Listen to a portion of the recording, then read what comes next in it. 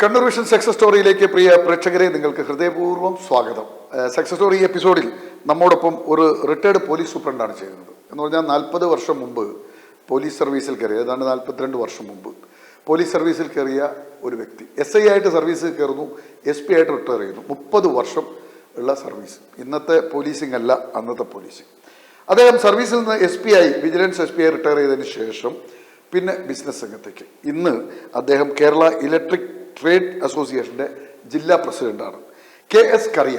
ഞാൻ പത്രപ്രവർത്തനം തുടങ്ങുന്ന കാലത്ത് കണ്ണൂരിലും തലശ്ശേരിയിലുമൊക്കെ സബ് ഇൻസ്പെക്ടറായി സേവനം അനുഷ്ഠിച്ചിരുന്ന ഒരു പോലീസ് ഉദ്യോഗസ്ഥനാണ് അദ്ദേഹം. അദ്ദേഹത്തിൻ്റെ ജീവിതം എന്ന് പറയുന്നത് ഈ 30 വർഷത്തെ അന്നത്തെ പോലീസ് ജീവിതം. ഒരു SI ആണ് ഒരു നഗരത്തിൻ്റെ സർവാധിപൻ എന്ന് വേണമെങ്കിൽ പറയാം. ഒരു SI ആ നാട്ടിൻ്റെ എല്ലാ സമസ്ത മേഖലകളിലും ഇടപെടുന്നവരായിരുന്നു അന്നത്തെ ഒരു സബ് ഇൻസ്പെക്ടർ. ഒരു CI എന്നൊക്കെ പറഞ്ഞ ഒരു 4-5 സ്റ്റേഷൻ്റെ ചുമതലയിൽ ഒരു CI ഉണ്ടാകുക.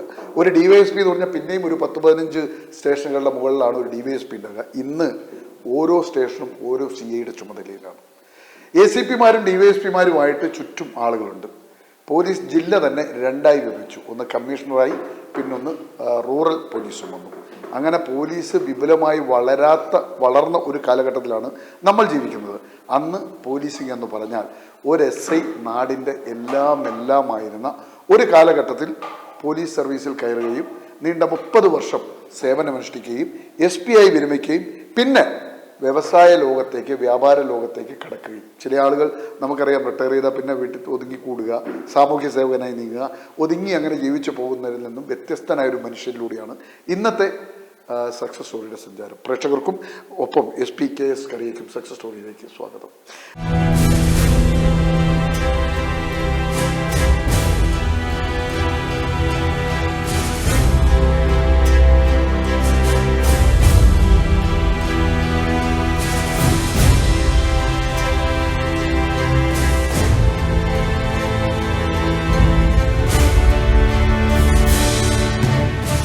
താങ്കൾ SI ആയിരുന്ന കാലം മുതലാണ് എൻ്റെ ഓർമ്മയിൽ. താങ്കളെക്കുറിച്ച് ഞാൻ ഓർക്കുമ്പോൾ എൻ്റെ ഓർമ്മയിൽ ആദ്യം കടന്നു വരിക, തലശ്ശേരി പോലീസ് സ്റ്റേഷനിൽ ഞാനൊരു വാർത്ത എടുക്കാനായിട്ട് വരുമ്പോൾ, താങ്കളത് ഓർത്തിരിക്കുന്നുണ്ടോ എന്ന് എനിക്കറിയില്ല, ഞാൻ കയറി വരുമ്പോൾ ഒരു ഒരു ഒരു ഒരു അന്നൊക്കെ പ്രോസ്റ്റിറ്റ്യൂട്ട്സ്, വേശ്യകളെയൊക്കെ പോലീസ് സ്റ്റേഷനിൽ പിടിച്ചുകൊണ്ടുവരുന്ന ഒരു കാലമാണ്. അഭിസാരികകൾ എന്നൊക്കെ അറിയപ്പെടുന്ന, ഞാൻ എൻ്റെ ഓർമ്മ ശരിയാണെങ്കിൽ കരടി ആയിഷ എന്നൊരു അപരനാമമുള്ള ഒരു ലേഡിയെ താങ്കൾ ചോദ്യം ചെയ്യുന്ന ഒരു രംഗമാണ് ഞാൻ കാണുന്നത്. ആ രംഗം ആലോചിക്കുമ്പോൾ തന്നെ എനിക്ക് ചിരി വരും. അവരെ ചൂരലുകൊണ്ട് താങ്കൾ പേടിപ്പിക്കുന്നു, അവരെ അടിക്കാൻ ശ്രമിക്കുമ്പോൾ അവർ താങ്കളെ കെട്ടിപ്പിടിക്കുന്ന ഒരു രംഗമാണ്. എന്ന് പറയുന്നത് പ്രതിരോധിക്കാൻ വേണ്ടി, അടിക്കാതിരിക്കാൻ വേണ്ടി താങ്കളിലേക്ക്. അപ്പം വളരെ സാഹസപ്പെട്ട പോലീസുകാർ, അതെൻ്റെ പുസ്തകത്തിൽ വരെ ഞാൻ പറയുന്നുണ്ട്. അതാണ് താങ്കൾ എവിടെയാണ് താങ്കൾ ശരിക്കും ജനിച്ചത്?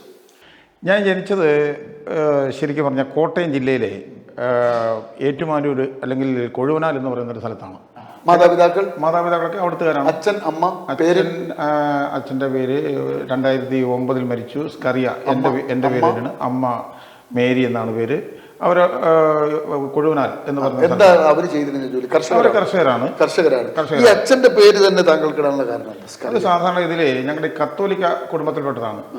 മൂന്നാമത്തെ മകന്, ആൺകുട്ടിക്ക് അച്ഛൻ്റെ പേരുണ്ടോന്നാണ്. അങ്ങനെ നിയമമല്ല, ഒരു അലിഖിത നിയമം. നിങ്ങൾ എത്ര മക്കളായിരുന്നു? ഞങ്ങൾ 13 മക്കളുണ്ട്. 13 മക്കൾ. എത്രാമത്തെ ആളാണ് താങ്കൾ? ഞാൻ ആണുങ്ങളില് മൂന്നാമത്തെ ആള്, മൊത്തം 4ാമത്തെ ആള്. എന്റെ താഴോട്ട് 9 പേരുണ്ട്. 13 മക്കൾ. അതെ, അച്ഛനും അമ്മക്കും. എന്തൊക്കെ കൃഷി ഉണ്ടായിരുന്നു? കൃഷി നമ്മുടെ കുറ്റ്യാടിയാണ്. നമ്മുടെ ജന്മസ്ഥലം ഈ പറഞ്ഞ കോട്ടയം ജില്ലയിലാണെങ്കിലും 1961 എനിക്ക് 4 വയസ്സുള്ളപ്പം ഞങ്ങൾ ഇങ്ങോട്ട് പോകുന്നു. ഫാദറൊക്കെ നേരത്തെ തന്നെ ഇങ്ങോട്ട് പോകുന്നു. കുടിയേറി. കുറ്റ്യാടി നമ്മുടെ ചാപ്പൻ തോട്ടം, ചാത്തങ്കോട്ട് നട എന്നൊക്കെ പറയും. ചാത്തങ്കോട്ട് നട സ്കൂളിലാണ് ഞാൻ പ്രാഥമിക വിദ്യാഭ്യാസം. അതുപോലെ മരുതോങ്കര ഹൈസ്കൂളിലാണ് 1 വർഷം പഠിച്ചത്. താമരശ്ശേരി രൂപതയ്ക്ക് താമരശ്ശേരി രൂപത, അന്ന് തലശ്ശേരി രൂപത. അപ്പോൾ അവിടെ ഈ പ്രൈമറി വിദ്യാഭ്യാസകാലമൊക്കെ എങ്ങനെ ഓർക്കുന്നത്? ഈ 13 മക്കളുള്ള വീട്ടിൽ നിന്ന് ഈ സ്കൂളിലേക്ക് പോകും ആ പഠനകാലമൊക്കെ എങ്ങനെ ഓർക്കുന്നു? ഇന്നൊക്കെ ഒരു അത്ഭുതമായി തോന്നാവുന്ന കാലഘട്ടം. അതൊക്കെ നമ്മൾ ഈ കുന്നും മലയും കയറി, ഇപ്പോൾ മരുതോങ്കര ഹൈസ്കൂളിൽ 10ാം ക്ലാസ്സിലൊക്കെ പഠിക്കുമ്പം 10 കിലോമീറ്ററോളം നടക്കണം. അപ്പോൾ തൊട്ടിൽപ്പാലം അന്ന് ബസ്സേ ഇല്ല. ബസ് എന്ന് പറഞ്ഞാൽ വളരെ ചുരുക്കമായിട്ടേ ഉള്ളൂ. പക്ഷെ ഞങ്ങൾ ഷോർട്ട് കട്ടായിട്ട് പോയിട്ടാണ് ഈ കുന്നും മലയും കയറി ഇറങ്ങി കുണ്ടുതോട് വഴി പോയി ഒരു 10 കിലോമീറ്ററോളം അങ്ങോട്ടും ഇങ്ങോട്ടും കൂടെ 20 കിലോമീറ്റർ സഞ്ചരിച്ചിട്ടാണ് ഞങ്ങൾ സ്കൂളിൽ പഠിച്ചത്. രാവിലെ എത്ര മണിക്ക് വിടുവപ്പോൾ? ഒരു 8 മണിക്ക് പോയി കഴിഞ്ഞാൽ ഒറ്റ ഓട്ടമാണ്. ഈ കുന്നുമലയൊന്നും പ്രശ്നമല്ല. ഞങ്ങൾ 10 കിലോമീറ്റർ, എന്നെക്കാളും 2 കിലോമീറ്റർ പിന്നെയും ദൂരം സഞ്ചരിക്കുന്ന പെൺകുട്ടികളുണ്ട്. ഇവർക്ക് കാവൽക്കാരായിട്ടാണ് ഞങ്ങൾ നിൽക്കുന്നത്. കാരണം എന്ന് വെച്ച് കഴിഞ്ഞാൽ അവരുടെ ആംഗ്ലമാരൊക്കെ രാത്രിയായി കഴിഞ്ഞാൽ തിരിച്ചു വരുമ്പം പിന്നെ ചൂട്ടും കത്തിച്ച് കാവൽ വരും. എന്നിട്ട് അവർ വരെ ഞങ്ങളുടെ വീട്ടിലോ പിന്നെ അല്ലെങ്കിൽ വഴിയിലോ നിൽക്കും. അതായത് 12 കിലോമീറ്റർ സഞ്ചരിക്കുന്ന പിന്നെ കൂടെ പോകുന്ന പെൺകുട്ടികൾ വരെ ഉണ്ടെന്ന്, 8ാം ക്ലാസ് 9ാം ക്ലാസ് 10ാം ക്ലാസ്സിൽ. അങ്ങനത്തെ ഒരു നാടായിരുന്നു അന്ന്. പക്ഷേ ഇന്നൊക്കെ എന്ന് പറഞ്ഞു കഴിഞ്ഞാൽ തൊട്ടടുത്ത് സ്കൂൾ വന്നു. ആ സ്കൂൾ കാല ഓർമ്മകൾ എങ്ങനെയാണ്? പഠനം, ഭക്ഷണം, വസ്ത്രം. ഈ ഭക്ഷണം എന്നൊക്കെ പറഞ്ഞു കഴിഞ്ഞാൽ നമുക്ക് അന്നത്തെ ഏറ്റവും ഇഷ്ടപ്പെട്ട ഒരു കാര്യം എന്ന് വെച്ചാൽ ഉപ്പുമാവുണ്ട്. ഉപ്പുമാവും പാലും. ഈ പാൽപ്പൊടി ഇട്ടിട്ട് എടുക്കുന്നത് അത് ഭയങ്കര ഇഷ്ടമാണ്. നല്ല സാധനമാണത്. അന്നൊരു തോമാച്ചേട്ടനോട് നമുക്ക് ഇതെല്ലാം കാച്ചി തരുന്ന ഒരു തോമാച്ചേട്ടനൊക്കെ ഉണ്ട്, പ്രായം ചെന്ന്. അങ്ങനെയൊക്കെ ബാല്യകാലത്തിലെ നല്ല നല്ല ഓർമ്മകളാണ്. ഈ 13 മക്കളും മാതാപിതാക്കളും കഴിയുന്ന കുടുംബം, വീടിന്റെ ഒരു അന്തരീക്ഷം. വീട് ആദ്യകാലത്തൊക്കെ ഒരു മൺകുടിൽ ആയിരുന്നു. കാരണം എന്താണെന്ന് വെച്ച് കഴിഞ്ഞാൽ 10-25 ഏക്കറുള്ള സ്ഥലമുണ്ട്. പക്ഷെ ആദായം ഒന്നും എത്തിയിട്ടില്ല. ആദായം എത്തുമ്പോഴത്തേക്ക് ഒരു 70-75 ആയി. അപ്പൊ അതുവരെ മൺകുടിലാണ്. 13 മക്കൾ നിരന്നിങ്ങനെ കിടക്കും. അന്ന് 13 കുട്ടികൾ ആയി വരുമ്പോഴത്തേക്കും 70 കഴിഞ്ഞു. ആദ്യകാലത്ത് ഈ മൺകുടിയിൽ എത്ര പേര് കിടന്നുറങ്ങിയിട്ടുണ്ട്? അന്ന് ഞങ്ങള് അതായത് ഒരു 70-70ലാണ് കുറച്ച് നല്ലൊരു വീട് പണിയുന്നത്. 70-ല്. അത് കഴിഞ്ഞിട്ട് 2-3 പേരെ ഉണ്ടായിട്ടുള്ളൂ. അല്ല, അപ്പൊ അത് 10 പേര് അപ്പുറപ്പുറക്കായിട്ട് കിടക്കും. വീട്ടിലെ ഭക്ഷണം എങ്ങനെയാ? അന്നത്തെ വീട്ടിലെ ഭക്ഷണം നമുക്ക് ഇഷ്ടംമാതിരി കപ്പ കിട്ടുമല്ലോ. കപ്പ 25 ഏക്കർ സ്ഥലം കൊണ്ട് ഫാദറും ഒക്കെ നല്ലോണം പിന്നെ ജോലിക്കാരെ വെച്ചിട്ട് തന്നെ കൃഷി ചെയ്യും. കപ്പ കൃഷി ചെയ്യും. അതുപോലെ തെങ്ങ്, എല്ലാ തരത്തിലുള്ള കൃഷിയുണ്ട്. അടയ്ക്ക, കുറച്ച് റബ്ബറുണ്ട്. ഇപ്പോൾ ഇതെല്ലാം കൂടെ തീരെ മോശപ്പെട്ട ഒരു ഫാമിലി എന്ന് പറയാൻ പറ്റില്ല. പക്ഷേ ആദ്യകാലത്ത് ഇത്തിരി മോശമായിരുന്നു. ഈ കുടിയേറ്റത്തിന്റെ ആദ്യ കാലഘട്ടത്തിൽ നമുക്ക് എല്ലാ കുടുംബങ്ങളും. നിങ്ങളുടെ ഓർമ്മയിലെ കുടിയേറ്റ ആ ദിനങ്ങൾ എങ്ങനെയായിരുന്നു? വരുമ്പോൾ 25 ഏക്കർ തരിശുഭൂമി ആയിരിക്കും കിട്ടിയിട്ടുണ്ട്. തരിശുഭൂമിയല്ല, ഞങ്ങൾ വരുമ്പോഴത്തേക്ക് ആദ്യത്തെ തെങ്ങ് കൊല പിന്നെ അത് ചൊട്ടയിടുക എന്ന് പറയും. ചൊട്ടയിടപ്പം ആദ്യത്തെ തെങ്ങ് ഒരു 5 ഏക്കർ സ്ഥലത്തിലാണ്. അത് ഒരു 5-6 ഇടത്തായിട്ടാണ് ഞങ്ങളുടെ സ്ഥലം. ആദ്യത്തെ 5 ഏക്കർ ഞങ്ങൾ വീടിരിക്കുന്ന 5 ഏക്കർ സ്ഥലത്തിൽ ആദ്യത്തെ തെങ്ങ് ഫാദർ നട്ടുണ്ടാക്കിയത്. അന്ന് ചൊട്ടയിട്ടപ്പോൾ എന്നെ സന്തോഷത്തോടുകൂടി, അന്ന് ഞാനേ അവിടെ ഉള്ളൂ, വേറെ ആരും അവിടെ ഇല്ലാന്ന് തോന്നുന്നു. അപ്പോൾ എന്നെ ഫാദർ വിളിച്ചുകൊണ്ട് കാണിച്ച് ഭയങ്കര സന്തോഷം. എടാ, നമ്മൾ തെങ്ങ് ആദ്യത്തെ ചൊട്ടയിട്ടു എന്ന് പറയിട്ട്. ആ തെങ്ങൊക്കെ ഇപ്പം വലിയ വലിയ തെങ്ങുകളായി. പിന്നെ എന്താ നല്ലോണം പട്ടിണി ഞാൻ പറഞ്ഞുതരാം. 1967 കാലഘട്ടത്തിൽ 65, 66, 67 നല്ല പട്ടിണിയാണ്. ആ പട്ടിണിയുടെ ഓർമ്മ എന്ന് പറഞ്ഞാൽ നമ്മൾ മുതിര വീട്ടിൽ ഫാദർ മേടിച്ചുകൊണ്ട് വരും. വേറെ ഒന്നും കിട്ടാനില്ല. അപ്പോൾ അന്ന് നമ്മളെ കൊണ്ട് മുദ്രാവാക്യം ചെല്ലിച്ചിട്ടുണ്ട്. അരി എവിടെ, തുണി എവിടെ, പറയൂ ഗൗരി ചേച്ചി എന്ന് പറഞ്ഞുകൊണ്ട് ഞങ്ങൾ മുദ്രാവാക്യം. അത് കാരണം അന്ന് പട്ടിണിയാണ്. പട്ടിണി ഞങ്ങൾക്ക് മാത്രമല്ല, കുടുംബത്തില്. അപ്പം നാട് മുഴുവൻ പട്ടിണിയാണ്, കേരളം മുഴുവൻ പട്ടിണിയാണ്. ആ ഒരു കാലഘട്ടം അന്നൊന്നും കിട്ടാനില്ല. അത് അരിയൊക്കെ കിട്ടണമെങ്കിൽ വലിയ കിട്ടാക്കനിയാണ്. അതുകൊണ്ടാണ് ഫാദർ ഈ മുതിരയൊക്കെ വാങ്ങിച്ചുകൊണ്ട് വരുന്നത്. മുതിര എന്ന് പറയുന്ന സാധനം കുതിരയ്ക്ക് കൊടുക്കുന്ന സാധനമാണ്, അല്ലേ? കുതിരയ്ക്ക് കൊടുക്കുന്ന മുതിര നിന്നാണ് ബാല്യകാലം. മിക്കവാറും അങ്ങനെയാണ്. എനിക്ക് അങ്ങനെ തോന്നുന്നു. ഈ മുതിര എന്താക്കിട്ടാ തരിക? അത് ഇങ്ങനെ വെറുതെ വേവിച്ചിട്ട് കുറച്ച് തേങ്ങ ചിരണ്ടിയിടും. തേങ്ങ അപ്പോഴത്തേക്കൊക്കെ ആയിട്ടുണ്ടാവും. അപ്പോൾ അങ്ങനത്തെ ഒരു ജീവിതമായിരുന്നു അത്. പക്ഷെ പിന്നീട് മോശമല്ലാത്തൊരു രീതിയിലേക്ക് നമ്മൾ വളർന്നു. എന്ന് വെച്ച് കഴിഞ്ഞാൽ ഈ 25 ഏക്കറിൽ എന്തെല്ലാം കൃഷി അന്നേരം ചെയ്തു തുടങ്ങിയ സമയം, അതായത് ഈ ഇയർലി ക്രോപ്പുണ്ട്. ഇഞ്ചി, അതിനോട് മഞ്ഞള്, ഇഞ്ചി. നിങ്ങൾ കൃഷിയിൽ പങ്കെടുക്കാറുണ്ടോ? നമ്മൾ ധാരാളമായിട്ട് പങ്കെടുക്കും. നമ്മൾ അവിടെ പിന്നെ കിളയ്ക്കാൻ കൂടും, കയ്യാല വെക്കാൻ. പിന്നെ ഈ ചെരിഞ്ഞ പ്രദേശമായതുകൊണ്ട് കയ്യാല വെക്കാനൊക്കെ നമ്മൾ വലിയ സമ്മർദ്ദം. ഞങ്ങൾ 3 ആണുങ്ങളും പിന്നെ കയ്യാലപ്പണി, അതുപോലെ മതിൽ കെട്ടൽ, ഇതിലൊക്കെ എല്ലാ പണിയും നമ്മൾ സ്വന്തം പണിക്കാരുണ്ടാവും. ആ പണിക്കാരുടെ കൂടെ കൂടിയിട്ട് അപ്പൊ അത് കഴിഞ്ഞിട്ട് സ്കൂളിൽ പോക്കും ഈ പണി കഴിഞ്ഞിട്ടും വന്ന് ചെയ്യും. പശുവിനെ പുല്ലിയെത്തി കൊടുക്കും. അതുപോലത്തെ എല്ലാ പ്രവൃത്തികളും നമ്മൾ ചെയ്യും. ആടിനെ തീറ്റ, പശുവിനെ തീറ്റ. അതിനകത്ത് ഒരു ഓർമ്മ എന്താണെന്ന് ചോദിച്ചാൽ, അന്ന് ഫാദറിന്റെ അടുത്ത് നിന്ന് 2 തല്ല് കിട്ടിയത് ഓർമ്മയുണ്ട്. ഞാനും ചേട്ടനും കൂടെ. ഒറ്റ തവണ കിട്ടിയിട്ടുള്ളതല്ലേ? ഒറ്റ തവണയല്ല, ഫാദർ നല്ലോണം തല്ലും. പക്ഷെ അത്ര ഇഷ്ടമാണ് നമുക്ക്. കാരണം എന്ന് വെച്ച് കഴിഞ്ഞാല് എന്തിനാന്ന് വെച്ച് കഴിഞ്ഞാൽ ആ തല്ല് എനിക്ക് നല്ല ഓർമ്മയുണ്ട്. ഞങ്ങള് ഒരാടിനെ തീറ്റ കൊണ്ടേ കിട്ടി. അതൊരു വലിയ കയ്യാലുണ്ട്. അപ്പൊ ഓരോ തെങ്ങിന്റെ നിരക്കും ഈ ചെരിഞ്ഞ പ്രദേശമായിട്ട് ഈ വെള്ളവും എക്കലും ഒക്കെ നിൽക്കാൻ വേണ്ടിയിട്ട് തെങ്ങിന്റെ ഈ തടം കെട്ടി. ഈ ആട് പുല്ല് തിന്ന് ഇത് എടുത്തിയാടി, താഴേക്ക് എടുത്തിയാടി. ശരിക്കും ഒരു തൂങ്ങിമരണമായിരുന്നു. കയറ് എങ്ങനെയല്ല, അവിടുന്ന് ആ തെങ്ങേന്ന് ഇങ്ങോട്ട് എത്തൂല, താഴെ എത്തൂല. ആടൊക്കെ ചാടി ആ താഴെ പുല്ലുണ്ട്, അത് തിന്നാൻ വേണ്ടു. നല്ല കുതിര കിട്ടി. ഞാനും എന്റെ ചേട്ടനും. ആട് ചത്തുപോയി. ആട് പിന്നെ ശരിയായ ആത്മഹത്യ. ചാടി ആത്മഹത്യ ചെയ്തു. അത് ഫാദർ എന്താന്ന് വെച്ച് കഴിഞ്ഞാൽ മരണാക്കി, കെട്ടിത്തൂക്കലാക്കി. എങ്ങനെ? ഞങ്ങൾ നോക്കേണ്ടതില്ലേ? അപ്പോൾ അന്നൊരു തല്ലി കിട്ടി. അപ്പോൾ അത് ഒരു ഓർമ്മയാണ്. തല്ല് എങ്ങനെയാണ് തല്ലിയത്? എന്തുകൊണ്ടാണ് തല്ലിയത്? വടിയെടുത്തിട്ട് നന്നായിട്ട് തല്ലി വരും. അപ്പോൾ വടിയെടുത്തിട്ട് തല്ലി എന്ന് പറഞ്ഞാൽ പക്ഷേ അതൊരു ഓർമ്മയാണ്. എന്താണ് പിന്നീട് ജീവിതത്തിൽ ഒരിക്കലും ഈ ഇങ്ങനെ ഒരു അപകടം വരാതിരിക്കാൻ നമ്മൾ ശ്രദ്ധിക്കും. അപ്പോൾ ഒരു പോലീസുകാരനായിരിക്കെ നമ്മൾ ഒരു പ്രതിനെ ഓടിച്ച് കൊണ്ടുപോയാൽ അവൻ ആറ്റി ചാടും. എന്ത് പറ്റും? അവനെ ചിലപ്പോൾ ചത്തു. ഇതുപോലെ തന്നെ ആട് പിന്നെ കെട്ടി തൂങ്ങി ചത്ത പോലെ. അതിപ്പോ നമുക്കൊരു പാഠമാണ്. അതൊരു പാഠം എന്ന് പറഞ്ഞാൽ മനുഷ്യന്റെ ജീവൻ, ഇതൊരു മൃഗത്തിന്റെ ജീവൻ രക്ഷപ്പെടുത്തിക്കൊണ്ട് ഫാദറിന്റെ നടി കിട്ടി നമ്മളൊരു ഓർമ്മയായി. അപ്പൊ നമ്മൾ ഒരുത്തനെ ഓടിക്കുമ്പോൾ ശ്രദ്ധിക്കണം. ഒരുത്തനെ ഓടിക്കുമ്പോൾ അവൻ ഏത് തറിയും മരിക്കാൻ, ഒരു മരത്തിലിടിച്ച് അല്ലെങ്കിൽ പുഴയിൽ ചാടി, അല്ലെങ്കിൽ ഒരു ബസ്സിന് മുമ്പിൽ ചാടി. അപ്പോൾ ഓരോ പോലീസുകാരനൊക്കെ നമ്മളിങ്ങനെ ഓടിക്കുമ്പം ഞാനാണെങ്കിൽ അത് എന്ത് ചെയ്യും? ഓർത്തിരിക്കും. ഇതൊക്കെ നമ്മുടെ ബാല്യകാലത്ത് നിന്ന് കിട്ടുന്ന ഓരോ ശിക്ഷണങ്ങളാണ്. അമ്മയെ കുറിച്ചുള്ള ഓർമ്മ എങ്ങനെയാണ്? അമ്മയെ കുറിച്ച് 13 മക്കളെ പ്രസവിച്ച ഒരു അമ്മയെന്ന് പറയുന്നത് തീർച്ചയായും ഇന്നത്തെ തലമുറയിൽ ഒരു പെണ്ണിന് ആലോചിക്കാൻ പോലും ഇല്ല. തീർച്ചയായിട്ടും പറ്റില്ല. പക്ഷെ അന്ന് അത് കോമണാണ്. ഈ 13 മക്കളും ലൈവായിരുന്നു. വേറെ ഈ അടുത്ത നാളിൽ മാത്രം 2-3 വർഷം മുമ്പാണ് ഏറ്റവും മൂത്ത പെങ്ങൾ പ്രായമായിട്ട് മരിച്ചു. ആകെ എല്ലാ പ്രസവവും വീട്ടിൽ തന്നെയായിരുന്നു. അന്നൊക്കെ വീട്ടിൽ തന്നെയാണ്. ഈ അമ്മയെ കുറിച്ചുള്ള എത്ര വയസ്സിന്റെ ഡിഫറൻസ് ആയി നിങ്ങളെ സഹോദരങ്ങൾ തമ്മിൽ? ഒരു വയസ്സാണ്. അതായത് ആദ്യത്തെ ആള് 1950-ലാണ് ഉണ്ടായത്. ആ പെങ്ങളാണ് മരിച്ചുപോയത്. ലാസ്റ്റ് ആള് 73. അപ്പൊ 23 വർഷത്തിൽ 2 വർഷം കൂടുമ്പോൾ ഓരോ ജന്മം. ഏതാണ്ട് അങ്ങനെയായിരിക്കും. 1.5-2 വയസ്സിന്റെ വ്യത്യാസമുള്ളൂ. അമ്മയെ കുറിച്ചുള്ള ഏറ്റവും തീവ്രമായ ഇങ്ങനെ കുടുംബിനിയായിട്ട് പിന്നെ ഫാദറിന്റെ കാര്യങ്ങൾ നോക്കി വീട്ടിലെ ഈ മക്കളെല്ലാം ഇങ്ങനെ നോക്കി കണ്ട് മനസ്സിലായി. അതുകൊണ്ട് പ്രത്യേകതയൊന്നുമില്ല. എല്ലാ ഞായറാഴ്ചയും പള്ളി പോകും. അങ്ങനത്തെ വിശ്വാസികളായി. ഈ 10ാം ക്ലാസ് ഉള്ള അന്ന് 10ാം ക്ലാസ് പരീക്ഷ വലിയ സംഭവമാണല്ലോ. 10ാം ക്ലാസ് വരെ തോക്കാതെ പഠിച്ചോ അതേ തോറ്റോ? ഇല്ല, ഞാൻ നല്ല ഒരു പഠിപ്പിസ്റ്റായിരുന്നു. എന്ന് പറഞ്ഞു കഴിഞ്ഞാൽ ഈ നടന്നു പോകുന്ന ദൂരവും ബുദ്ധിമുട്ടുകളും കാര്യങ്ങളും ഒക്കെ ഇല്ലെങ്കിൽ ഞാൻ മാത്തമാറ്റിക്സിലും സയൻസിലും എല്ലാ വിഷയത്തിലും പിന്നെ നമ്പർ 1 തന്നെയായിരുന്നു. എനിക്ക് ചെറുപ്പത്തിൽ 5ാം ക്ലാസ്സിൽ വെച്ച് LSS സ്കോളർഷിപ്പ് കിട്ടിയിട്ടുണ്ട്.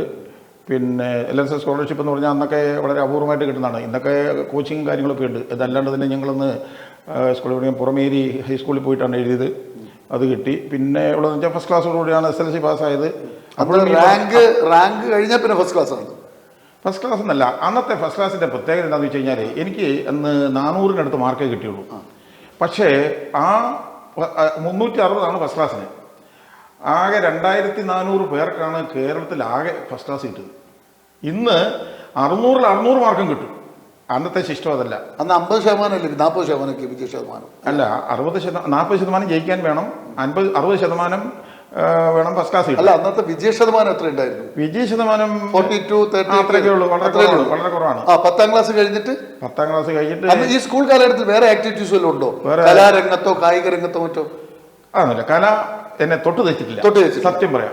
കല എന്ന് പറയുന്നൊന്നുമില്ല. അങ്ങനത്തെ ഒരു പരിപാടി. മൂളിപ്പാട്ടുണ്ടോ? മൂളിപ്പാട്ട് റൂമിൽ കയറിയിരുന്നു. അത് ഏറ്റവും ഇഷ്ടപ്പെട്ട മൂളിപ്പാട്ട് ഏതാ? മൂളിപ്പാട്ട് അങ്ങനെ ഇല്ല. പിന്നെ എന്താ പറയാ, പഴയൊരു പാട്ടുണ്ടല്ലോ, എന്താ, മാണിക്യ വീണയുമായി മനസ്സിന്റെ താമര, അത്രയൊക്കെ ഉള്ളൂ. പിന്നെയുള്ള പക്ഷേ ഞാൻ PDCക്ക് പഠിക്കുമ്പോൾ സ്പോർട്സിലേക്ക് വന്നു. പ്രീ ഡിഗ്രി ഞാൻ ഈരാറ്റുപേട്ട. അവിടെ പോകാൻ കാരണം എന്ന് വെച്ചാൽ ഇവിടെ അടുത്ത കോളേജില്ല. ഈരാറ്റുപേട്ട സെന്റ് ജോർജ്, നമ്മുടെ PC ജോർജിന്റെ നാട്. അന്ന് PC ജോർജുമായിട്ടൊക്കെ, PC ജോർജ് അല്ല, PC ജോർജിന്റെ അനുജനുണ്ട്, ഒരു ഔസേപ്പച്ചൻ. അപ്പോൾ പുള്ളിയുടെ വീട് PC ജോർജ്. ഞാൻ വീട്ടിൽ പോകും. PC ജോർജിന്റെ വീട്ടിലേക്ക് പോയിട്ടുണ്ട്. അവിടുന്ന് ഭക്ഷണം കഴിക്കും. ഇവരുടെ അമ്മയൊക്കെ ആണെങ്കിൽ ഭക്ഷണം തരിക. കാരണം അദ്ദേഹത്തിന്റെ അനുജൻ ഔസേപ്പച്ചനും ഇവരുടെ ചാർലിയുണ്ട്. അവർ രണ്ടിൻ്റെ വളരെ അടുത്ത സുഹൃത്തുക്കളാണ്. ഇവരുടെ ലോഡ്ജിലാണ് ഞാൻ താമസിക്കുന്നത്. ഇവരുടെ കെട്ടിടത്തിലാണ് താമസിക്കുന്നത്. അപ്പോൾ ഈ ഔസേപ്പച്ചൻ എന്ന് പറഞ്ഞാൽ വലിയ വോളിബോൾ കളിക്കാരനാണ്. പിന്നെ അതുകൊണ്ട് സകലവിധ ആക്ടിവിറ്റീസും ഉണ്ട്. പുള്ളിയുടെ പഴയ പൂഞ്ഞാറിൽ പോയിട്ട് ഞങ്ങൾ മത്സ്യം പിടിക്കും. അദ്ദേഹം നമ്മൾ മത്സ്യം പിടിക്കുന്ന ഈ ഔസേപ്പച്ചൻ, അതായത് PC ജോർജിൻ്റെ അറിയാൻ, ചൂണ്ടിയിട്ടൊന്നുമല്ല പിടിക്കുക. അപ്പോൾ അതൊരു പിന്നെ മഷിക്കുപ്പി എടുക്കും. മഷിക്കുപ്പിക്കകത്ത് വെടിമരുന്ന് നിറച്ചിട്ട് അതിനകത്ത് അരിപ്പയുടെ ഈ പിന്നെ എന്താണ് അലുമിനിയം ഇതുണ്ടല്ലോ, അത് കുത്തി നിറച്ചിട്ട് ഇവിടെ ബാറ്ററിയായിട്ട് കത്തുക. എന്നിട്ട് അത് കൊട്ടയ്ക്കകത്ത് കൊണ്ട് വെച്ചിട്ട് വെള്ളത്തിൽ ഇറക്കി വെച്ചിട്ട് കപ്പയൊക്കെ ഇടും. അതിനകത്ത് ഇഷ്ടംമാതിരി മീൻ കിട്ടും. അതായത് ഇത് വെച്ചിട്ട് മീൻ അതിനകത്ത് കയറി കഴിയുമ്പോൾ പൊട്ടിക്കും. ഇതാണ് ഔസേപ്പച്ചൻ്റെ ഹോബി. അതും വോളിബോൾ കളി. മീൻ എന്നിട്ട് എവിടുന്നാ പൊരിക്കുക? വീട്ടിൽ കൊണ്ടുപോയിട്ടാണോ? അതെയോ വീട്ടിൽ കൊണ്ടുപോയി പൊരിക്കുക? അത് നിങ്ങൾ ഒരുമിച്ച് അവർ പൊരിച്ചു തരും. നമുക്ക് അതിനുള്ള സൗകര്യമൊന്നുമില്ല. വേണേ കൊണ്ടുപോകാം, അന്ന് തിന്നും. അപ്പൊ അങ്ങനെ ഈ PC ജോർജിന്റെ വീട്ടിൽ കൂടെ കയറി ഇറങ്ങി നടക്കുന്നവരാണ് ഞാൻ. PC ജോർജിനെ കാണലുണ്ട്. പക്ഷേ അദ്ദേഹം അന്നും ഈ പൊളിറ്റീഷ്യനായിട്ട് കാണുമോ. ഈ കോളേജ് പ്രീ ഡിഗ്രി എത്ര വർഷമായിരുന്നു അന്നത്തെ? 2 വർഷം. അതായത് 72 മുതൽ 74 വരെയാണ് പ്രീ ഡിഗ്രി. അവിടെ ഞാൻ വല്ല ബാസ്കറ്റ് ബോൾ കളിക്കുന്നു. ബാസ്കറ്റ് ബോൾ എൻ്റെ ഒരു വീക്ക്നെസ് ആണ്. പിന്നീട് ഡിഗ്രിക്ക് വന്ന് കൂത്തുപറമ്പ് നിർമ്മലഗിരി കോളേജിലാണ്. നേരെ തിരിച്ച് ഇങ്ങോട്ട് വന്നു. അപ്പോഴത്തേക്കും ഇവിടെ കോളേജ് വള്ളപ്പള്ളി പിതാവ് സ്ഥാപിച്ചു. അല്ല, അത് 64 തന്നെ സ്ഥാപിച്ചാണ് കോളേജ്.